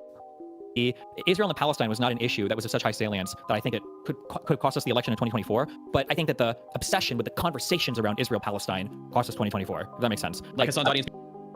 No, it doesn't, because like there was a reason why the conversation was as prevalent as it was. Because it was like the ultimate like bar for like, okay, again, if you're not willing to oppose a genocide or stand against a genocide, how can we trust you to be our elective candidate? How can we trust you to vouch for us? How can we trust you to do anything for us meaningfully? Great. Like, if we can't trust you, why would we vote for you?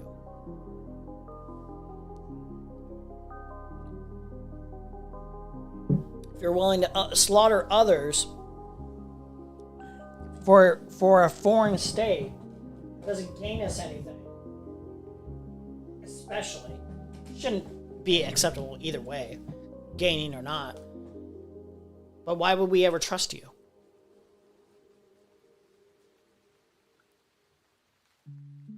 Could have cost us the election in 2024, but I think that the obsession with the conversations around Israel-Palestine cost us 2024, if that makes sense. Like Hasan's audience being so obsessed and being so online and like well, that. Not even just Hasan's audience, but just that the obsession with that conversation. I don't really think that cost us 2024 in any way, shape, or form. I understand that, but what I'm saying is that the fact that there were two things that you could talk about. I wouldn't say it cost us 2024. It's just one of the more prevalent things that was on the top 3-4 reasons why.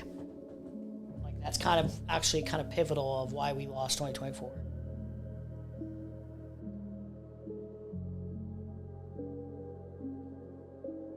You can either talk about whatever the Republicans want you to talk about, which is trans people, or you're like getting fucked on the left by Israel-Palestine, and that's it. There's like no time where you can ever message on your own message, because everything is constantly being either a response to crazy shit the Republicans are saying, or it's more Israel-Palestine from the far left. And I feel like the opportunity cost of never getting to have like a media apparatus that allows you to say things and message on things and do whatever, it's agonizing.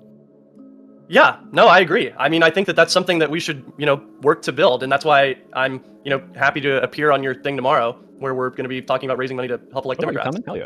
So, I mean, I think that that's absolutely a thing that needs to be done. But I think if somebody's going to bring these people back from the brink, I know I keep reiterating this, but it's going to, unless we think it is totally impossible to win back people who are nihilistic anti-politics from the brink, then we should be trying. We should be trying to do it because we don't want Democrats to do it. No, you motherfucker! No, you're gonna say retarded shit.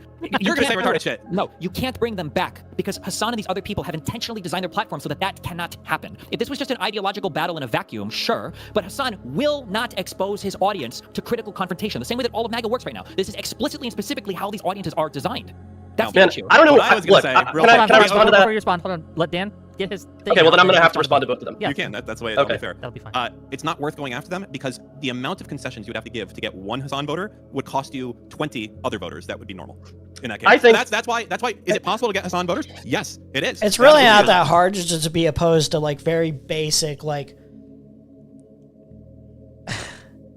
It's really not that hard to be an anti-genocide kind of rational lib that can appeal to their interests, like on specific issues.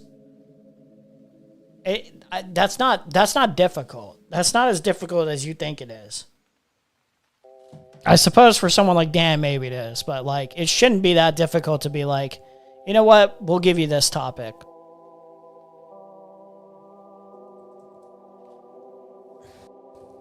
I just don't understand. Like, you guys are acting like Hasan has like a great China firewall around his audience. I'm sorry. Hold on. Let Ryan go, please. I'm sorry. I never raise my voice on these things because I think it's obnoxious, but please. I think it's wrong to assume that Hasan has every person that has ever consumed his content, I won't even be like that. I think it's wrong to assume that Hasan has his audience in some sort of mason jar where they're bottled up and he can't get out. Now, that might be the case for the most dedicated stream viewers, but as we've already talked about, there's a lot of people who consume Hasan. Destiny's deafened and he's going on his little Spurg rant where he's like, these fucking idiots can't understand my perspective. They'll never understand. Instagram Reels, through these other ancillary Can't believe this. means. I think that a lot of the people that watch Hasan casually, maybe not the people that watch every day for hours and hours and hours on stream, but the people who are exposed to his rhetoric in passing and like it and say, I'm really upset about Israel. I really want Medicare for all. Those people are absolutely winnable. And I don't think that he has those people locked up in some sort of mason jar where they're never seeing any other kind of content. I think that you're right. No, you're right. How long has it been since she's spoken, dude? She's like waving her hand up. Dog, just speak. Dog, just speak. We shouldn't be fighting over those people. We should be synergizing to capture those people. When the What does that Republicans look like? it looks like Kyle Rittenhouse going on Joe Rogan's podcast, where they have a ton of ideological disagreements, but they're recruiting every single person they can to vote for Trump. Whereas if I'm fighting with Hasan, we're fighting over whether or not there should even be a support for the Democratic Party. And also just this idea of you're saying that like I don't believe he has this like lockbox on his viewership or whatever. This is how the media environment has worked for the past like 5 years. It's locking down your audience. If you think you would go on Hasan's platform to speak about, like, take all the sex pest behavior and the constant doxing and harassment, the endless waves of like just malicious lies. But if you think like one of the conversations, take all that away, it would be about like whether or not the Democratic Party deserves to exist or whatever, or some stupid shit like that. Like, you're just misguided. You just you just haven't been paying attention. You're either lying or you just haven't been paying attention to what he's saying. I strongly think it's probably that you are just lying at this point. And your algorithm as much as possible. How many large figures, Emma Vigeland, Ryan Grimm, Sam Cedar, Taylor Lorenz, all of these weirdo, probably Mehdi Hasan, will literally tell you with a straight face that Hasan was not shucking his dog on stream. I don't even know if most people here even know or believe it, think that that's just a... It really is just about Hasan. It really is just... I can't believe they would tell you that like he wasn't shucking his dog. It really is just that straightforward. Holy shit, it's so embarrassing. Dude, Ryan was right, man. He was like, he's like, they are just sparking about drama up at this point. Wow, that is deeply sad. That is deeply, deeply sad. What's going on with Aiko?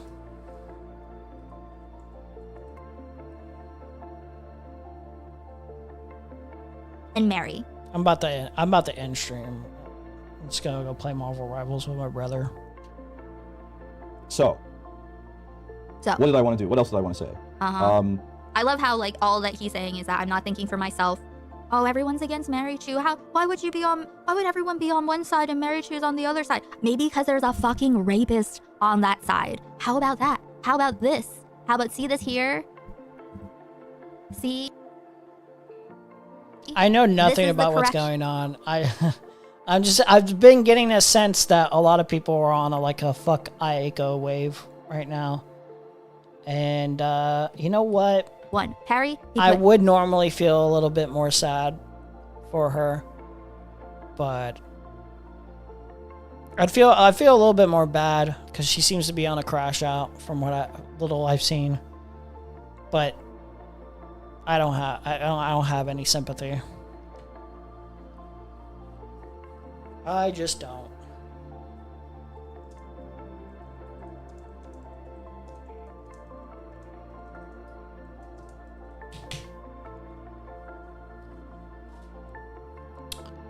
I just don't. I don't have it.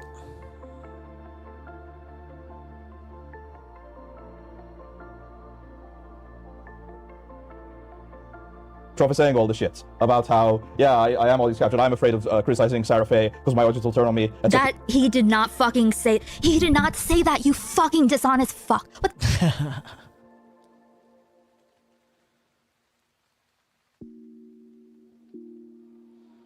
I feel like you have to do a lot to jump into that drama. You have to go way, way back, or I need somebody to give me a big TLDR to even be able to understand who's right or who's wrong or whatever. For all I know, maybe Aiko's right, but I don't know. I don't know. Just vibes. It's just vibes, bro. It's just vibes, bro. I'm just vibing. I'm just vibing, bro. I'm just vibing, bro. I'm just vibing. Look, if people are vibing on me, fuck you then. I'll vibe on you. Fuck off.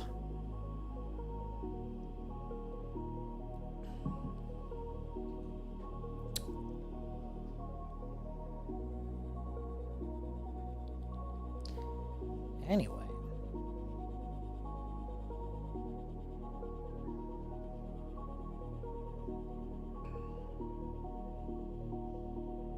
Trump's followers on Truth Social are extremely upset about his attacks on Candace Owens, Megyn Kelly, Alex Jones, and Tucker Carlson. What? You are way out of line. Most of these people, especially Alex Jones, has been your day ones. You need to step back and take a good hard look at who's whispering in your ear. Trump just going against everyone that fought for him to win just because of the Epstein files and being at war with Iran for Israel. They didn't leave MAGA. MAGA left them. Clearly, you're insane. Time to resign, Donald, or face the 25th. You are mentally and emotionally unfit to be... Oh, I love to see the downfall. So can we only listen to Mark Levin for news? These people helped you get elected.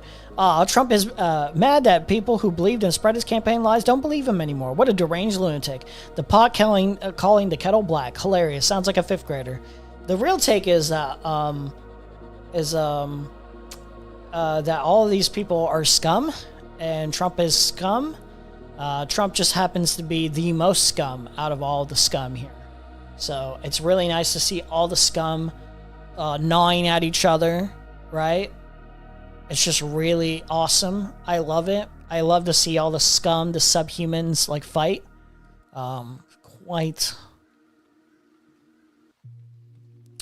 Quite a thing. Quite a thing to behold. After 14 years inside Fox News, I'm exposing what viewers refuse to see. How the network morphed from news into a propaganda machine designed purely to cheerlead wars, worship Trump, and feed you manufactured rage instead of facts. Truth. Rah, rah, rah. Fox News is insufferable right now. Insufferable. I was there for 14 years. I've already told my audience, if I were a Fox News anchor right now, I'd know exactly what to do. Cheerlead. Cheerlead. That's it. It's all about rah, rah, rah. Go military. That's what's patriotic. Praise the president. Support the troops. Support the war. Day in, day out. This morning... We already knew all this, but, What did they put on? Mike Pompeo to kick off the day's coverage. Lindsey Graham all over Fox News over the weekend. That it's utterly unhelpful to go like today. Obviously, I've come out and said how I honestly feel because I owe that to my audience. But today we're going to have both sides on to help people actually make up their own minds. You will not find that over on Fox News. They've got one mission, and that's to support these military groups, the military itself, and President Trump. It's just folly. It's folly, Sarab, and it's a fool's errand. Trump State Media. It's open secret. I would almost suggest that it's not a secret. It's not even an open secret. It's just true. All right, we're done here. Later, guys. I'm gonna play some MR.